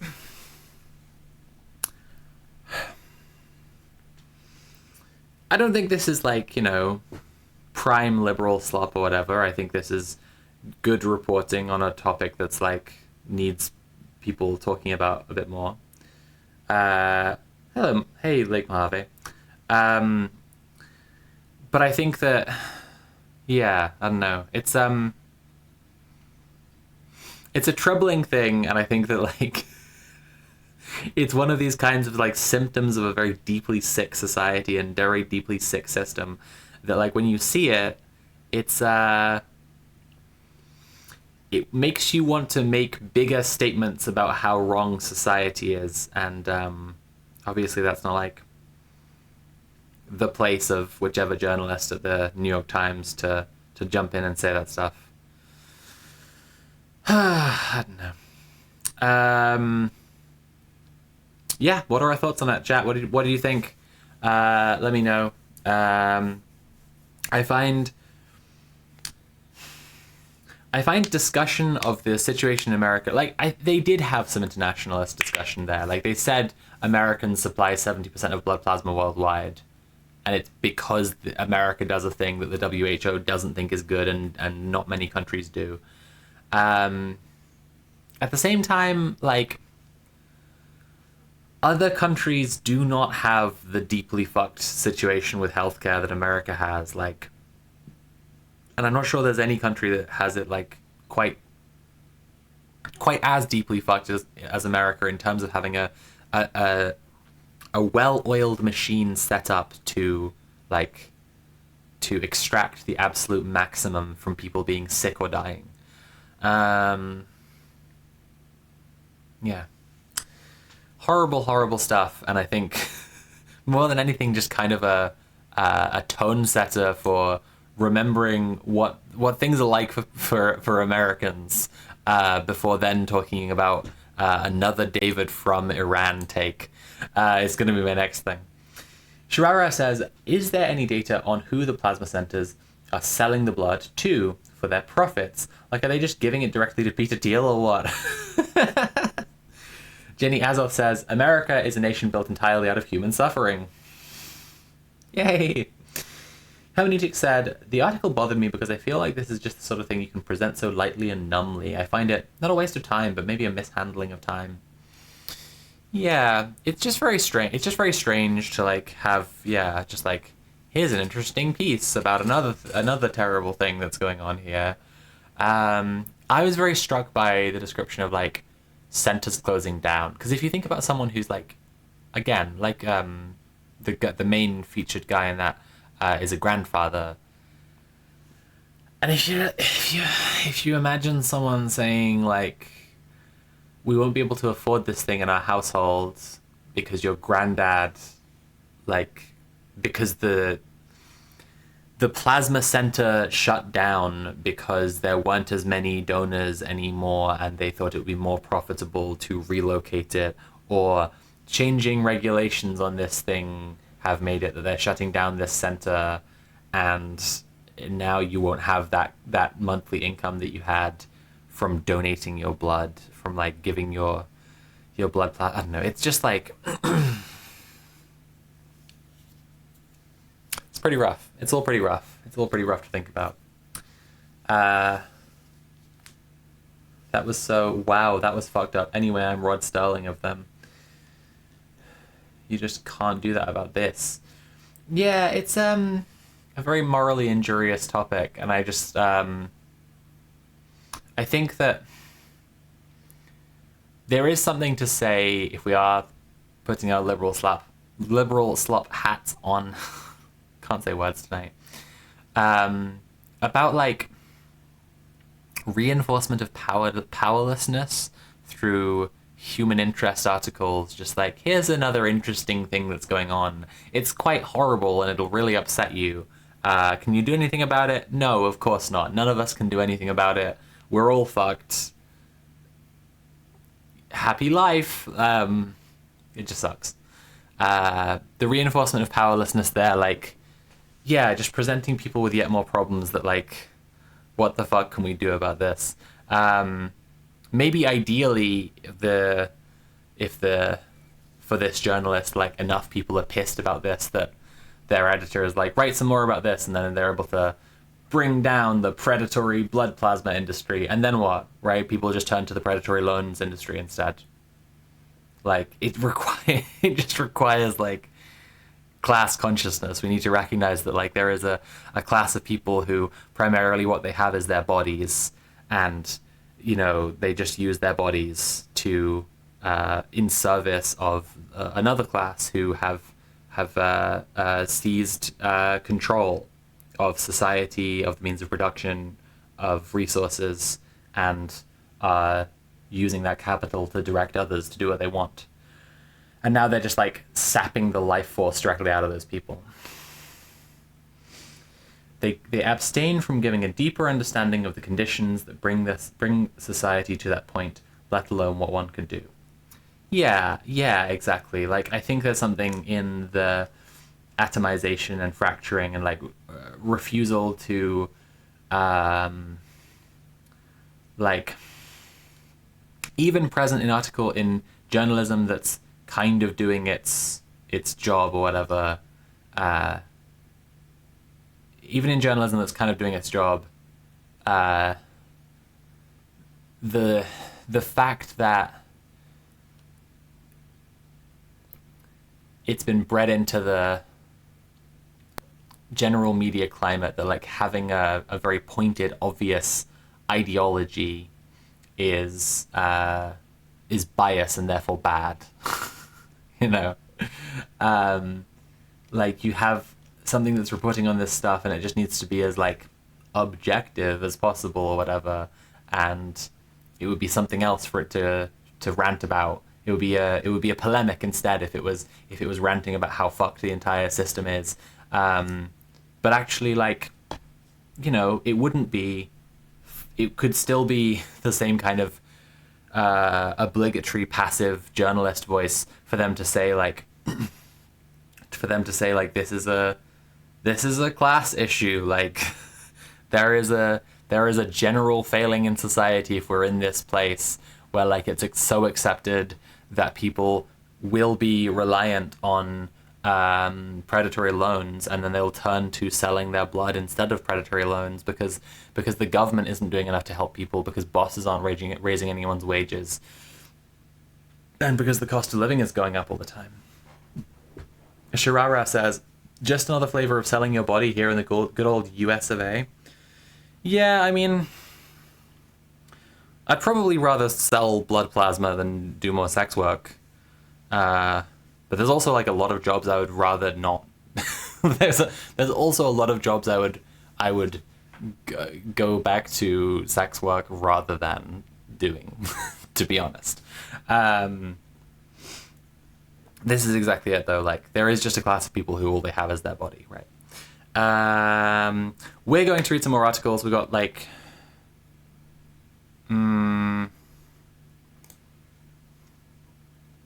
two more, really. No. Yeah, three. We'll look at this extra one. We've got two more topics. So next we got a David Frum take on Iran. This is one of the least focused streams I've done in ages. I'm not even sure what I'm going to title the VOD, to be honest. This next article will be from David Frum. We read a David Frum article last week, if everybody remembers. And if nobody remembers, what we read was, this joke explains everything about what's going on in Iran. And it was just a collection of jokes about authoritarianism that David Frum likes, with like a sentence of explanation between each of them. It was very lazy work. Valerie the Lovely Italian says, miscellaneous episode. Yeah, maybe. I've been trying to focus things more around topic recently, and I thought I had a good general kind of gist of a topic here, but I think I was enjoying the chats we've been having too much, which is not a bad thing. That's a good thing. So, you know, that's good, actually. Yeah. So David Frum did incredibly lazy work last week. And since he, like all liberal slop writers, watches the stream and is a huge fan of the stream, he was probably realized what a poor job he had done after we all critiqued him here on the stream. So he's come back. He's thought really hard. He has quite a developed take. He's put all of his brain cells in service of producing a take, and this time it's not just jokes he's heard before with a sentence of interstitial text to tie it back to the core topic of Iran. This is a take about Iran. This really is. It's a take about Iran. It's a highly refined take. It's refined to at least 60%, although the Non-Proliferation Take Treaty forbids him from refining his take any further than that. Okay, we're going to get into it. The article is called Can't Stop It, So Lead It. I hate this guy so much. Everybody, please consider paying for the stream by subscribing or sharing or donating directly using Command Tip if you're enjoying the stream. Here's the article. To limit the harms of the Iran war, congressional Democrats will have to join the fight. They'll have to. They'll have to join the fight. Ooh, boy. To limit the harms, this is a harm reduction argument David Frum is making. To limit the harms of I realize now, I actually thought when I first saw this was a really strikingly terrible take. And I'm actually realizing now I should have been teasing it a little bit more throughout the stream, because this is especially bonkers. This is a crazy fucking thing to say.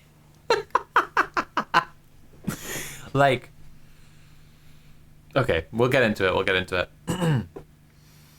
The smart political move for Democrats, many will assume, is total opposition to President Trump's war on Iran.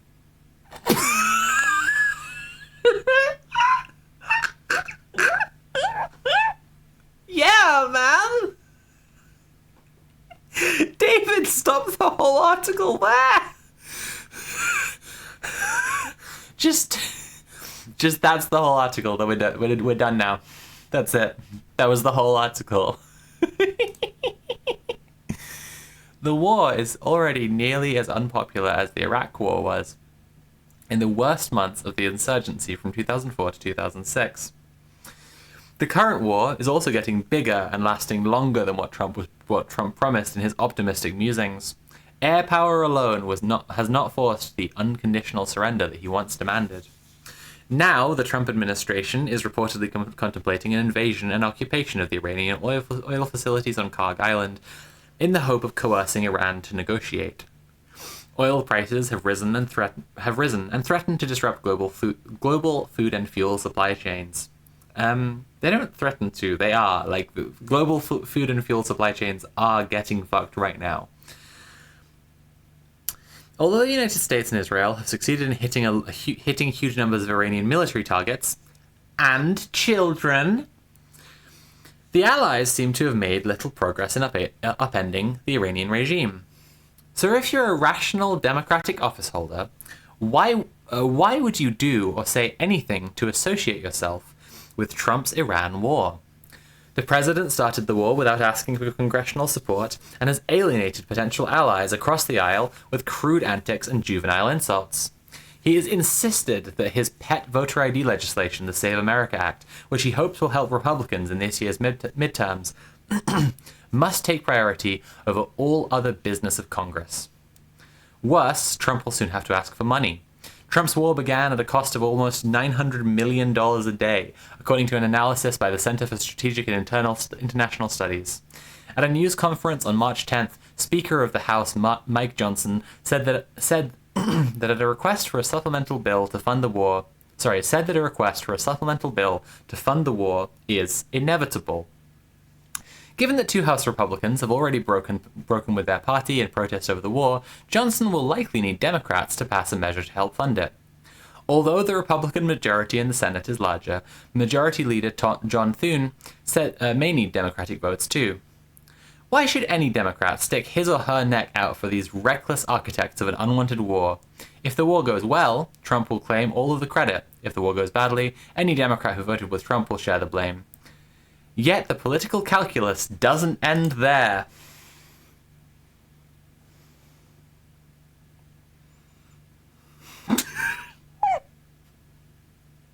It's so bad. It's really so bad. Genuinely, it's so bad. Oh. It's so bad. Seriously. Okay.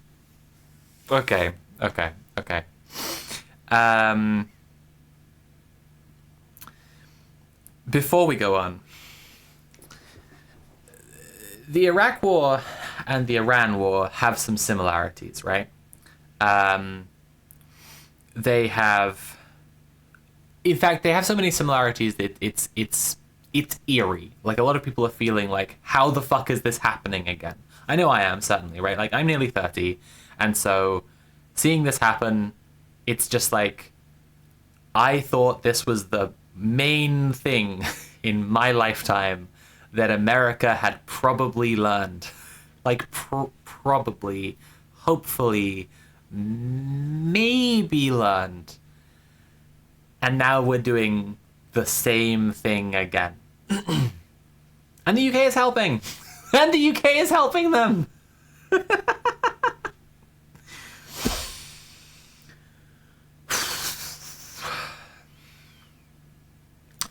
It's so similar that it's eerie. And yet, there are some differences. Crucial differences. The manufacturing of consent was complete dog shit. Where weapons of mass destruction really did so much mileage in the early 2000s, Iran's nuclear ambitions is a thing believed by a core constituency of absolutely bloodthirsty psycho-fascist Republicans and basically nobody else. And the people who could have been swayed by it if it was a new idea. They're really used to it because America's been saying it for 30 years. For 30 years, Iran has been 3 weeks away from nuclear weapons, right? So the manufacturing of consent started from a bad place. It was already calcified by 30 years of a really stupid party line everyone thinks is dumb. There's a bunch of obvious evidence to the contrary, like Khamenei had the fatwa against nuclear weapons. And then the actual process of manufacturing consent was dumb as well, right? With Iraq, we think they might have new WMDs, and so the public goes, oh my god, that's scary. And then they go, we're really sure that they have WMDs, and the public goes, ooh. And then they say, we're really, really sure that they have WMDs, and the public goes, ah. And then they say, we have evidence that they have WMDs, and by this point the public is absolutely terrified, hiding under their bed, clutching their favorite stuffy, desperate for big, strong Mr. American military man to defend them from the scary brown guys with the WMDs. And with the Iran war,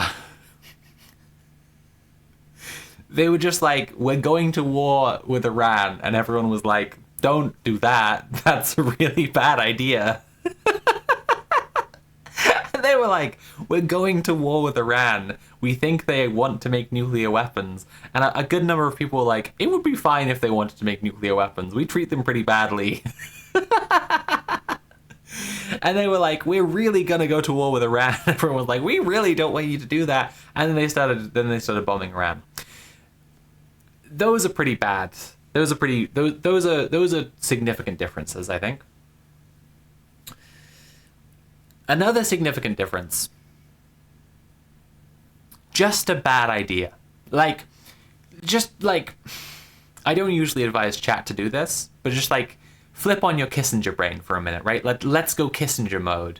Like, you have no morality whatsoever. Just like, truly you are one of the most evil, wretched, psychopathic, and cynical people who's ever lived.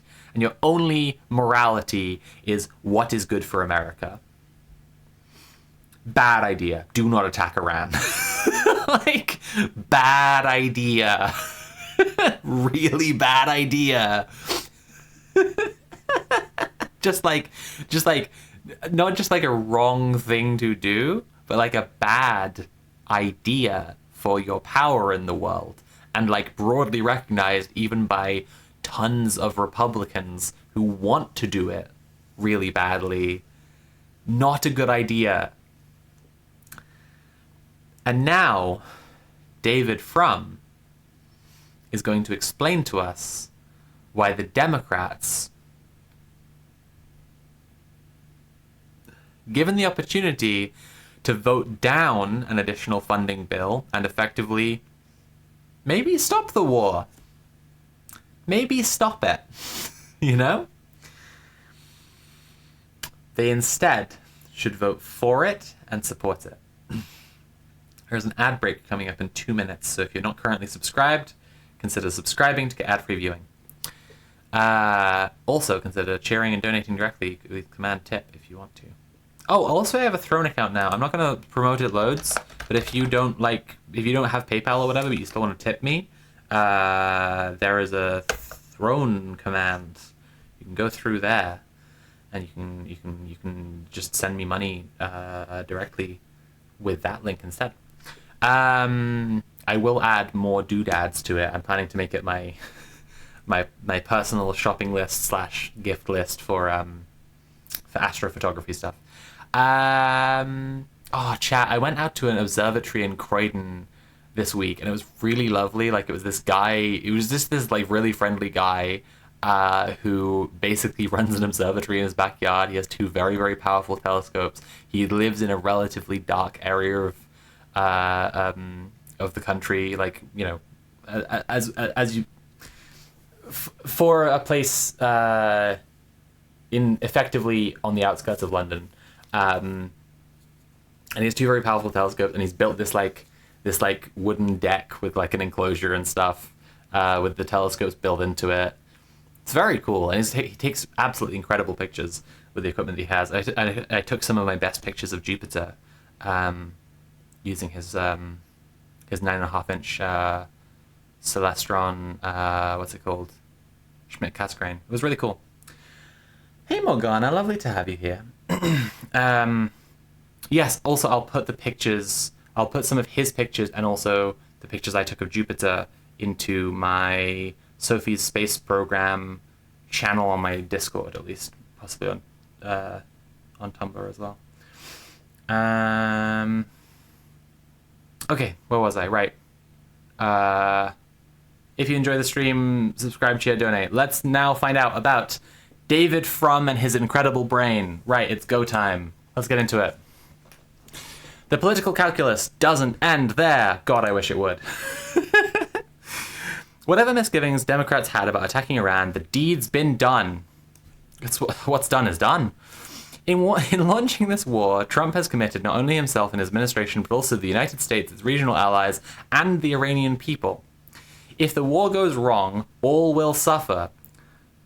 Everyone's suffering now. Why can't... If the war ended, would that be it going wrong? Some Democrats want to use the power of the purse to end the war immediately. Good. I don't often find myself agreeing with Democrats, but holy shit, please end the war immediately. But that is like parking a jet in midair. What does stopping mean now? Shrug off the danger Gulf states face from retaliatory fire in a fight the US started? What are you talking about, David? What? Yes. It's not like stopping a jet midair. Fucking Iran keeps bombing... Iran keeps bombing its neighbors in like a tit-for-tat way, where like the US and Israel bomb it and then it bombs other countries around it. It literally would stop if the... That's just a nonsense argument on the face of it. Leave the Mullah regime intact to plot its revenge? No, you could do peace talks with them. What the fuck is wrong with you? Stopping is a formula that blinks away every real-world question that Americans now face. This might be one of the most craven, disgusting, and insulting uses of the I'm doing sensible grown-up politics we've ever seen on the Liberal Slop stream. Like, it's a favorite thing of theirs, right? Liberal Slop writers love to use, like, I'm just looking at the real world questions. I'm just being sensible. I'm being a realist. Like, they love this as a rhetorical turn, using it to say it's just the reality that the war is happening now, and if we stopped, that would... Who even knows what happens if a war stops? It's impossible to say. Lorcan says, see, Iranians are naturally warlike, so if the US calls off the war, they'll just keep on bombing. Yeah. Of course. What does not bombing other countries even mean now? Oh, Christ. Democrats must instead consider a range of questions, all of which essentially ask, what can they do to limit the danger posed by the Trump administration itself? This is an unbelievably moot thing for David Frum to be saying. Is that not what every Democrat is already, like, except the worst ones? Like, is this not already the job of every Democrat? Like, does he think he's telling them something new here? Like, this is comically dumb. Like, this guy has a salary at the fucking Atlantic. This is a staff writer. Like, they keep this guy on retainer, and he is actually comically stupid. I don't know if this guy can operate a push door. Genuinely, this is shocking. This is shockingly bad. The Iranian regime's usual countermove against the United States is to activate networks of global terrorism. Okay, David. Is the network of global terrorism in the room with us right now, David?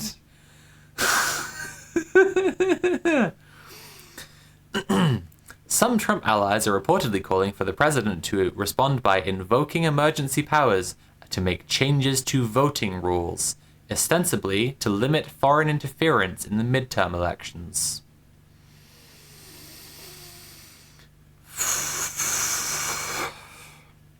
How will lawmakers prevent the Trump administration from exploiting valid concerns about terror networks for bad ends?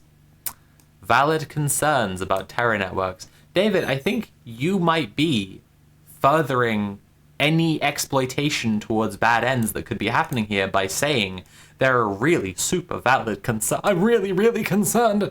It's so stupid. This is so dumb. I'm astounded this guy can drink water without drowning. To think that The Atlantic pays this guy a regular salary to write this garbage and has to pay a whole second person to wipe his ass for him and tie his shoelaces? And, like, what? No one thinks this is clever. Like, surely no one thinks this is clever. Defense Secretary Pete Hegseth has said that his so-called Department of War is eager to restore the warrior ethos to America with the aim of maximum lethality, not tepid legality. This blowhard rhetoric seems destined to inspire US forces to commit atrocities overseas. How about it has done? How about it has already done? Like, in this war even, the US ambushed a ship that was taking part in a friendly naval exercise with other navies during a time when it's generally accepted that you shouldn't attack each other, and then left the people from the boat to drown, and the Sri Lankan Navy had to step in to save them instead. How about that? I don't know. Just a thought.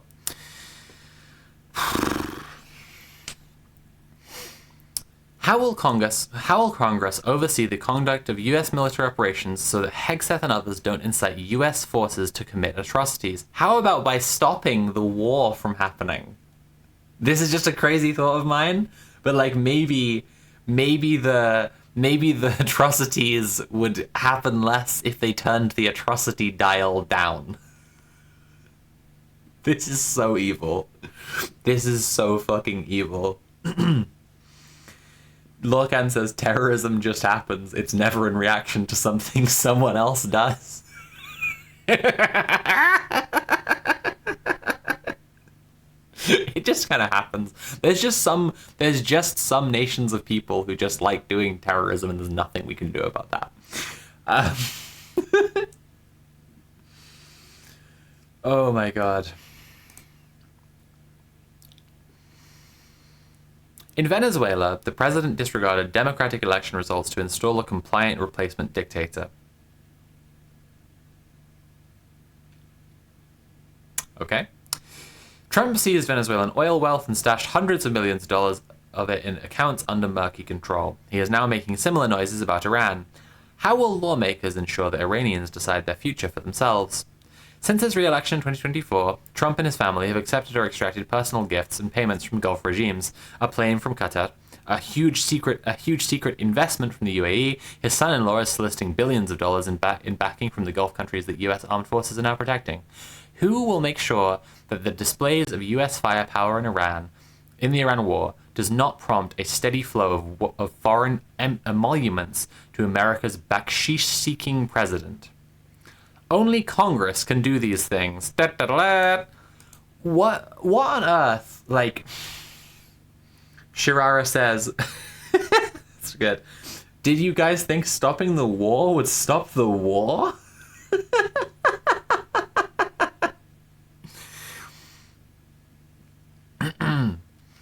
Only Congress can do these things. Yeah, by vetoing the bill, by voting against the bill to fund the war. Are you kidding me? Are you kidding? And only the active engagement of Democrats will make sure this happens. The power of the purse is the means to impose Congress's will. Only by being ready to say yes to funding this war under the right circumstances with sufficient guarantees can Democrats in Congress impose their no where it should be imposed. The United States is already suffering harms from this autocratically decreed war. To limit those harms and actually gain some benefits, the war will have to be put belatedly on a constitutional footing, and only congressional Democrats can make that happen. David Frum.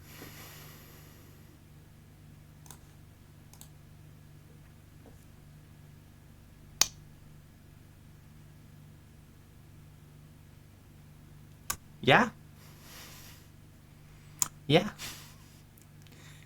Do we have any thoughts about this, chat? Is this of interest? Do you have any, how do you feel about this, chat? Only by funding the war can we ensure the war is done right. That does appear to be the take. But you have to understand, Sophie, if Democrats somehow manage to be okay with dropping bombs on Iran, he can convince himself these aren't atrocities and they simply had to do it. So he can peddle why it's okay for people not to care about dead Iranian children. That's, you know what? They sure have exploded a lot of children. What David Frum is saying is that they can control the rate at which they explode children better if they say overall yes to exploding children. Overall, yes, explode more children, but install a dial on the child exploding dial, and it can't ever turn to 0 because that would have been just not exploding any children, and what would the point be then? But there'll be a dial. It goes between like 7 and 10. Valkyrie says with a Keir Starmer face, surgical means tested child slaughter. Oh my god. Oh my god. So that was David Frum's take. That was David Frum's take. That was David Frum's take. That was David Frum's take. That was David Frum's take. That was David Frum's take.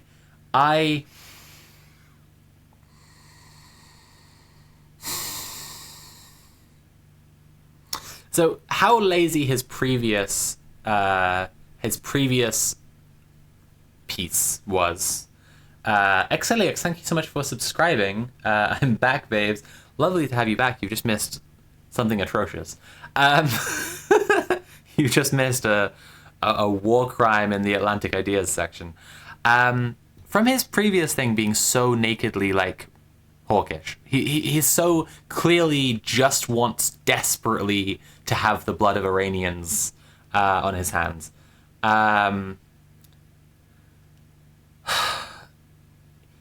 It does kind of weaken this one, right? When he comes around with a take that's like, I know we're all agreed here that we don't want the war and it's a bad idea, but like, I have an interesting intellectual analysis that I've thought really hard about this, and it seems like maybe we should fund the war to have a better control over the war. It's quite intensely weakened by him just obviously loving killing Iranian children.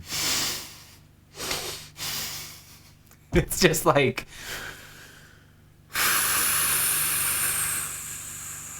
also, like, he already said, he gave the game away quite deeply in the article by saying, the attitude that Hegseth is championing in the U.S. military may lead to atrocities, like, in the future.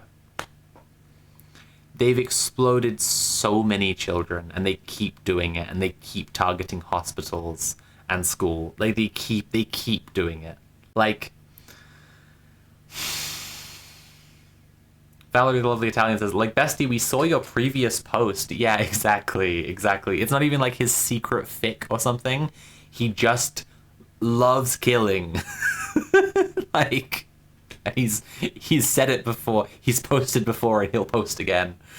Everyone, if you're enjoying the stream, please consider paying for the stream. You can subscribe or cheer or donate directly using Command Tip, and if you subscribe, you get ad-free viewing. If you have a Prime account and it's attached to your Twitch account, you can actually subscribe to me for free, but I get real money, which is very cool in my opinion. But only donating directly is the only version where no money goes to Jeff Bezos. So bear that in mind too. Morgana says, he says Arabs/terrorists will only ever want war while ignoring any way to do peace. It's The terrorism thing is really striking as well. It's just like, okay, I get that, like, oh, let me be clear. We do not negotiate with terrorists. Whatever. Like, I get it. I get, in theory, yeah, sure, whatever. But, like, when he says, what do we do about Iran plotting revenge? I don't know, man. Fucking ask what they want. like, like, officially apologize for having exploded their guy, their Blorbo, their little guy. Officially apologize for having exploded all those children. Strengthen trade relationships or something. Let them have nuclear weapons if they want. Find out that they don't. When, like, say you can have nuclear weapons and then calmly observe their response. That's fine. We didn't want them.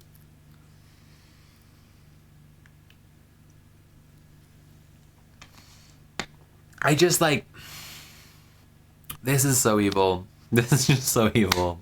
Like, the Democrats, he's even working from the premise. He's even working from the premise that probably they can defeat Trump's budget. Like, he said in this piece, there's a supplemental funding bill incoming. It's probably on the way, and if the Democrats don't support it, the war might stop. And then he says, but what if? Like, what? This is so craven. And, like, just specifically, like, desperate for blood. Like, so excited to kill. It's so horrible.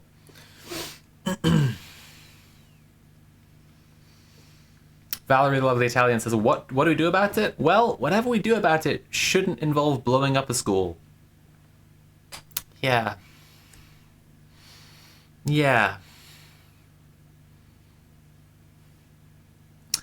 This fascist idea that strength comes from bigger violence will forever lead us into this pit. Yeah.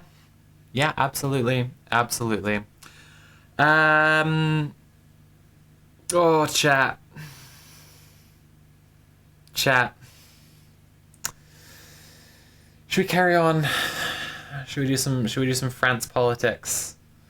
Who wants final say on David Frum? Get your takes in right now. I'll pick a final word on the matter. The war might stop, but at what cost? That's another thing as well. He brought up the fact that it's costing $1 billion a day. It's costing $1 billion a day, which means they've spent over $20 billion on it already. It was pretty good priming, actually, for me to read the blood plasma article right before this. Like, they started with, like, I'm going to restate what I said right before we were, or it might have been like a paragraph into the first, into the David Frum article, right? Crucial difference, despite all the similarities between the Iraq War and the Iran War, crucial set of differences. Opinions were already fairly calcified on Iran between a small cult of bloodthirsty Republicans and general disinterest. The manufacturing of consent was done sloppily and badly and with no interest in what people were actually thinking. And strategically, it's just a fucking terrible idea. Which means that for Frum to be doing this, like, he just craves blood, like, so intensely. He just really desperately, like, needs to see Iranians die.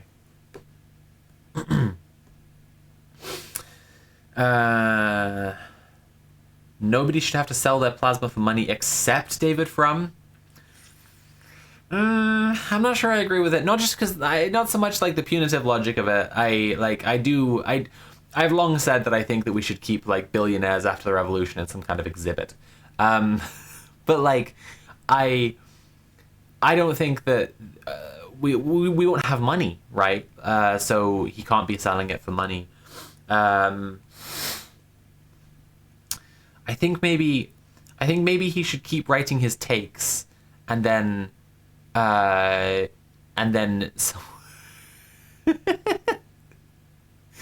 someone should just come in and burn them in front of him. His stupid ass takes. He can't even like wait for the next atrocity. Yeah, seriously. Hermeneutic says, I don't like him much. Xeliax says, final word. He a bad guy. Yeah, you know, I think that might be a chat consensus there. Final word, David Frum.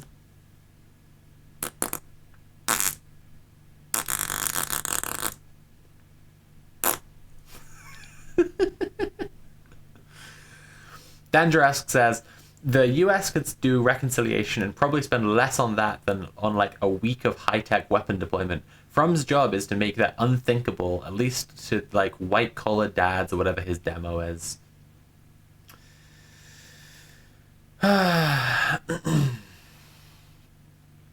Okay, all right. One last topic, a couple of articles to it. We're going to look at something in The Guardian and something else from The Atlantic. They're both about French politics. Let's get reading. Once more, if you're enjoying the stream, please consider paying for the stream. You can subscribe or cheer or donate directly using command tip. All the money goes towards making me happy, basically. So, you know, if you like that, then that's a good reason to give me money. France time. The homicide upending French politics. A recent killing of a neo-Nazi activist could bring France's far-right party closer to power than it's ever been. On the evening of February 12th, members of a French anti-fascist group allegedly pummeled a 23-year-old neo-Nazi activist named Quentin Duronc. The attack, filmed in Lyon, left Duronc unconscious. 2 days later, he died from severe brain trauma. The atrocity could prove to be a boon for the far-right National Rally, abbreviated as RN in French, a party whose decades-long rise has been perhaps the most significant political development in 21st century France. Voices on the right have called Duronc's killing the country's Charlie Kirk moment. The comparison is self-serving and flawed. Duronc was not a public figure, and he was not assassinated. But the tragedy nonetheless poses a substantial problem for the left. The country's leftmost party, France Unbowed, LFI, La France Insoumise, has direct ties to the anti-fascist Young Guard, whose members have been charged in relation to the homicide. LFI is shedding legitimacy as a result. Meanwhile, the centrist bloc, led by President Emmanuel Macron, is deeply unpopular. Macron has managed to keep RN out of government and himself in it by selectively cooperating with LFI, but that strategy is looking less tenable. He is a lame duck without a clear successor overseeing a diminished establishment. As the centre and far left decline, the RN now appears to be closer to power than ever. France has a word for how the far right has managed its ascent. Dédiabolisation, literally de-demonization. The RN was what was originally known as the National Front, an extremist party co-founded in 1972 by Jean-Marie Le Pen, who salvaged certain remnants of Vichy fascism. After decades of relative obscurity, Le Pen shocked the country in 2002 by advancing to the second round of presidential election runoff against the incumbent Jacques Chirac. All major parties from left to right considered this a national emergency. They enacted a two-step response, drawing a cordon sanitaire around Le Pen, refusing him any measure of electoral cooperation, and forming a Front Républicain, urging their own supporters to cast ballots for Chirac for the good of the Republic. The strategy worked. Chirac won 82% of the vote. Today, the RN inspires nowhere near this level of fear. Marine Le Pen, who inherited the National Front from her father, has rehabilitated the party's image and reshaped its agenda, capturing large numbers of disaffected, downwardly mobile white voters who had previously been stalwarts of the socialist left. She has been able to do this in part by disavowing her father's anti-Semitism and redirecting her ire towards France's growing population of Muslim immigrants. In 2015, Le Pen expelled her father from the party that he created after he reaffirmed his infamous comment that the Nazi gas chambers were but a detail of the history of World War II. The RN has since positioned itself as one of the staunchest supporters of Israel in French politics.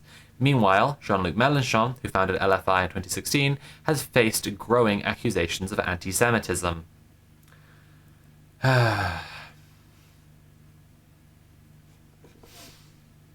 Fare thee well. Welcome to the chat. Nice to have you here. Why does it say you're possibly a ban evader? What's that about?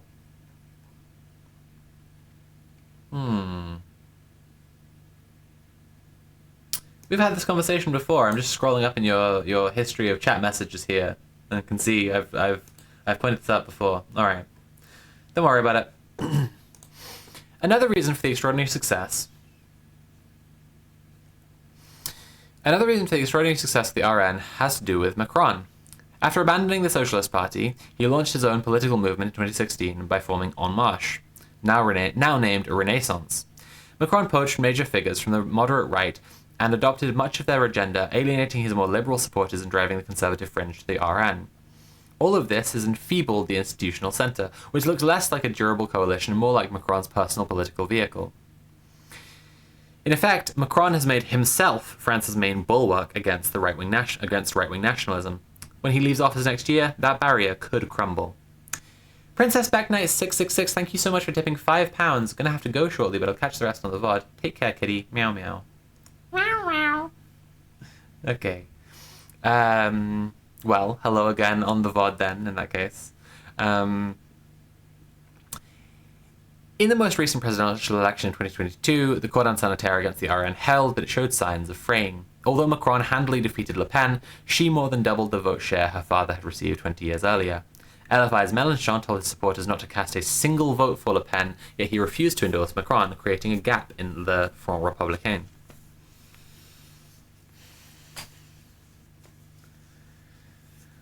Hermeneutic says, God, I'm still so depressed about Mélenchon losing. It's really fucked.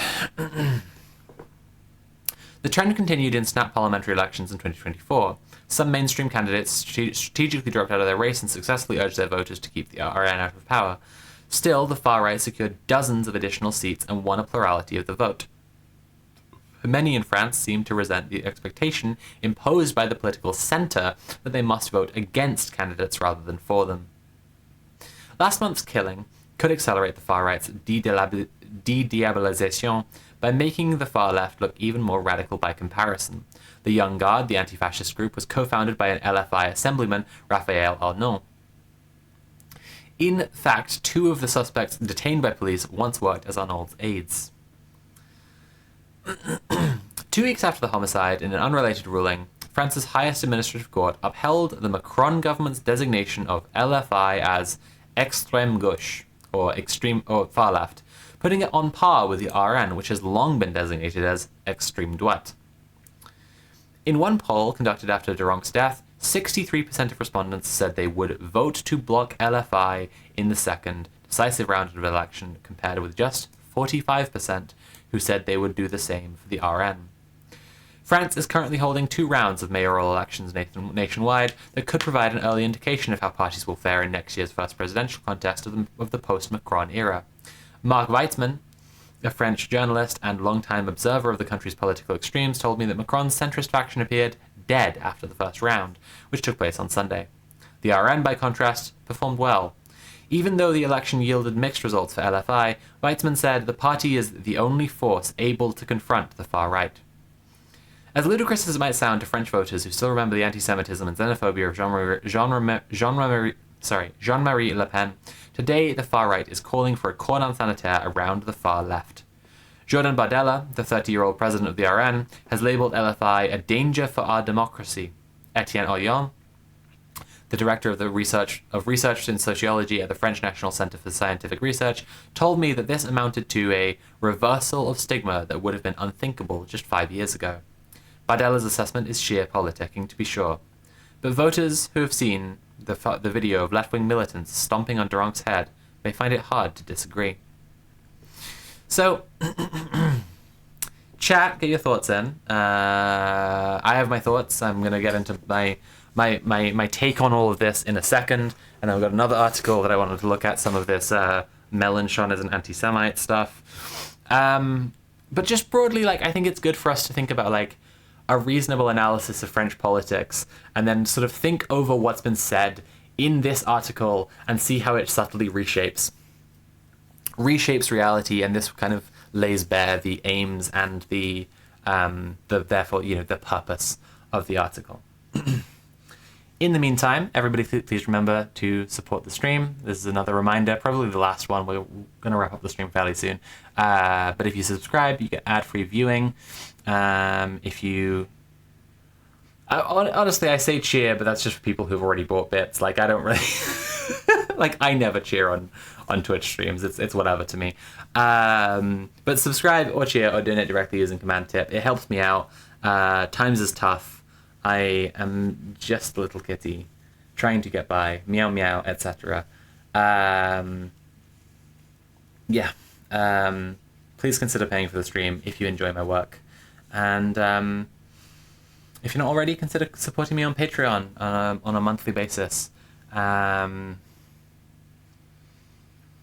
the Lovely Italian says, what did Charlie Kirk's death accomplish aside from merch sales and memes? Yeah, this is something that's very strange to me about the whole Charlie Kirk thing. I think, if anything, like, it might be that Quentin Duronc is bigger. Like, in terms of, like, actually having an impact. Because the Trump regime was already doing everything that it wanted to do.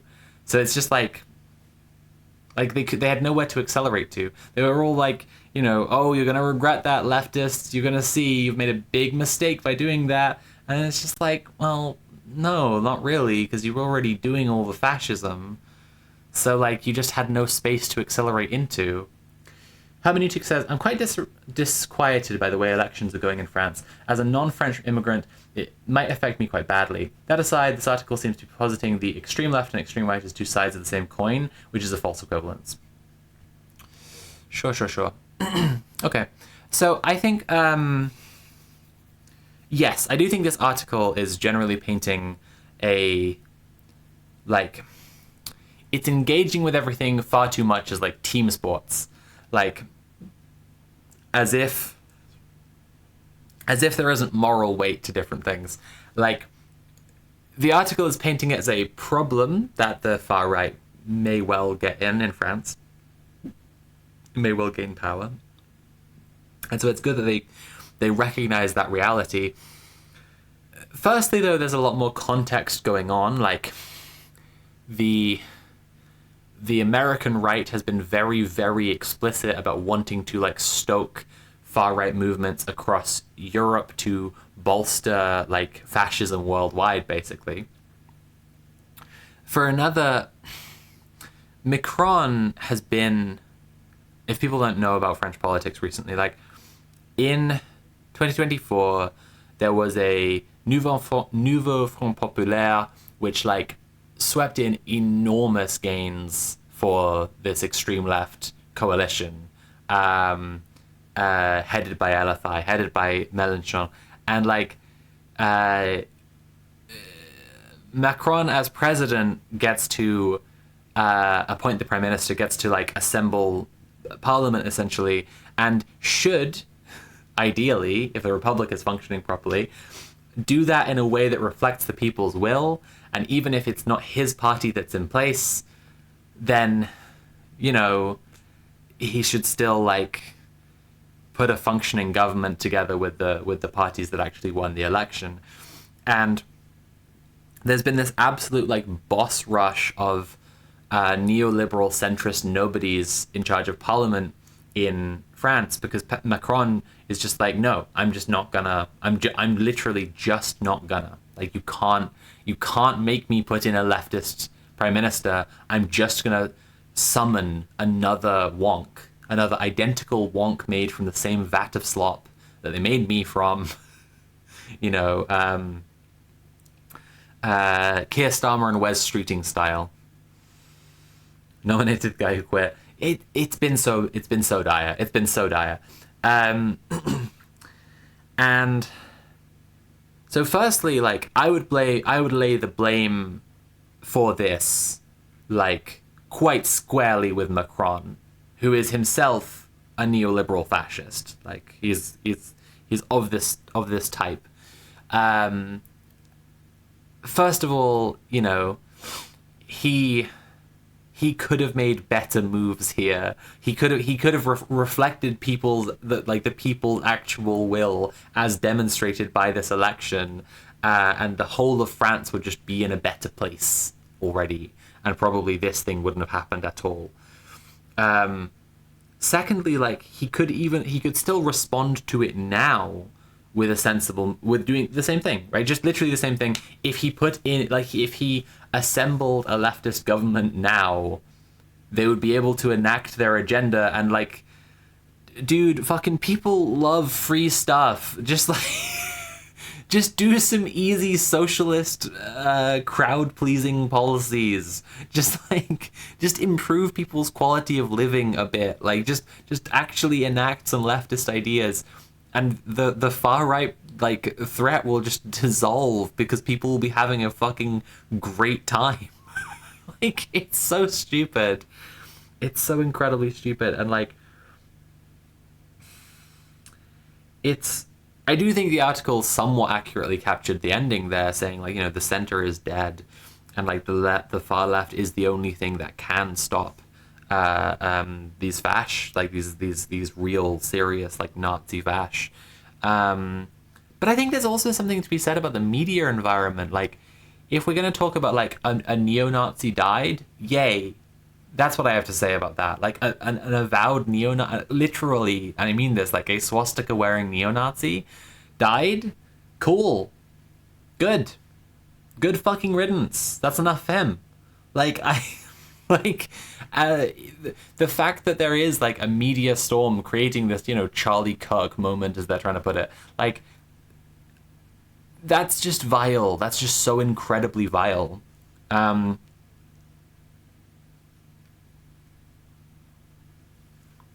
Big green vat with steam and big metal arms over it labeled Wonk Slop. It's grey. It's a grey vat. It's definitely a grey vat. Especially considering that's why LFI won so many seats in the first place. Yeah, just literally, like, just enact some leftist policies and just, like, for fuck's sake. It's so dire. I wanted to read a bit from The Guardian about, and it's not the whole article, I'm just going to pull this up. It's just a little bit about Mélenchon's anti-Semitism. Yes, you can imagine it's Israel, that's a part of it, as always. But this one it's funny because we had this in Britain, the, like, exact same thing about saying Epstein.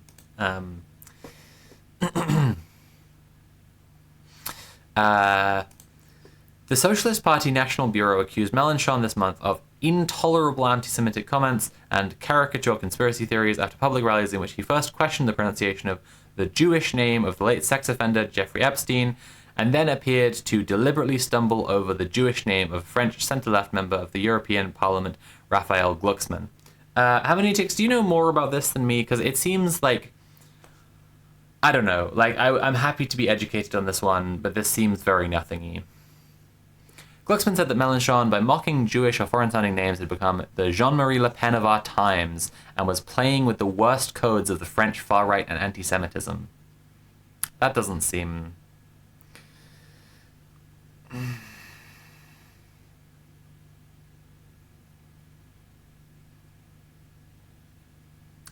Mélenchon then posted on social media saying he was sorry and that he had accidentally mangled Glucksmann's name, among others, during a speech in Perpignan. He denied any anti-Semitism, saying, "I'm the first one who is sorry, thinking about those it hurt." Like, it seems like this guy, he seems like he just said some words kind of goofy. Like, this just seems incredibly, incredibly manufactured and silly. Yeah.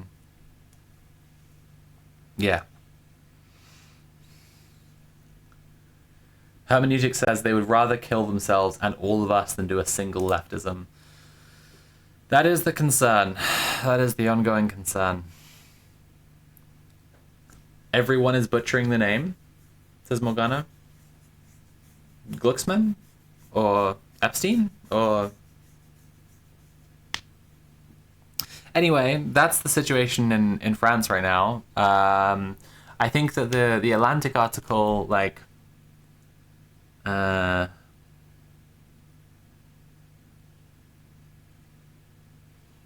Hermeneutic says, I would agree. Seeing the video, he did not seem to be doing anything except be a boomer. Yeah, like, I read this thing, like, it's just, I remember it with Jeremy Corbyn, like, he said Epstein, and it's just like, you know, I had a dad, like, like, this is not strange behavior to me, because I had a dad. I know, like, old eccentric men, like, I know what they're like. It's not like, I don't think it's, like, rooted in having, like, a deep hatred for the Jewish people or something. I think it's rooted in being a bit quirky, being a bit of a quirky old guy.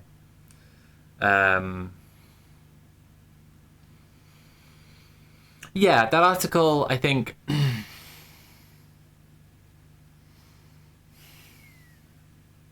it feels like it's setting up that, like, things are really bad and there's nothing we can do and no way we could have stopped this from being this way. Oh no, now the Nazis are in charge. But I think you just really have to, like, very firmly lay the blame with Macron, like, in the same way as, like, Britain is very much in danger of having a reform government at the next election at the moment, and I very squarely lay the blame with the Labour right, with, you know, Keir Starmer and his, like, pathetic capitulating centrism.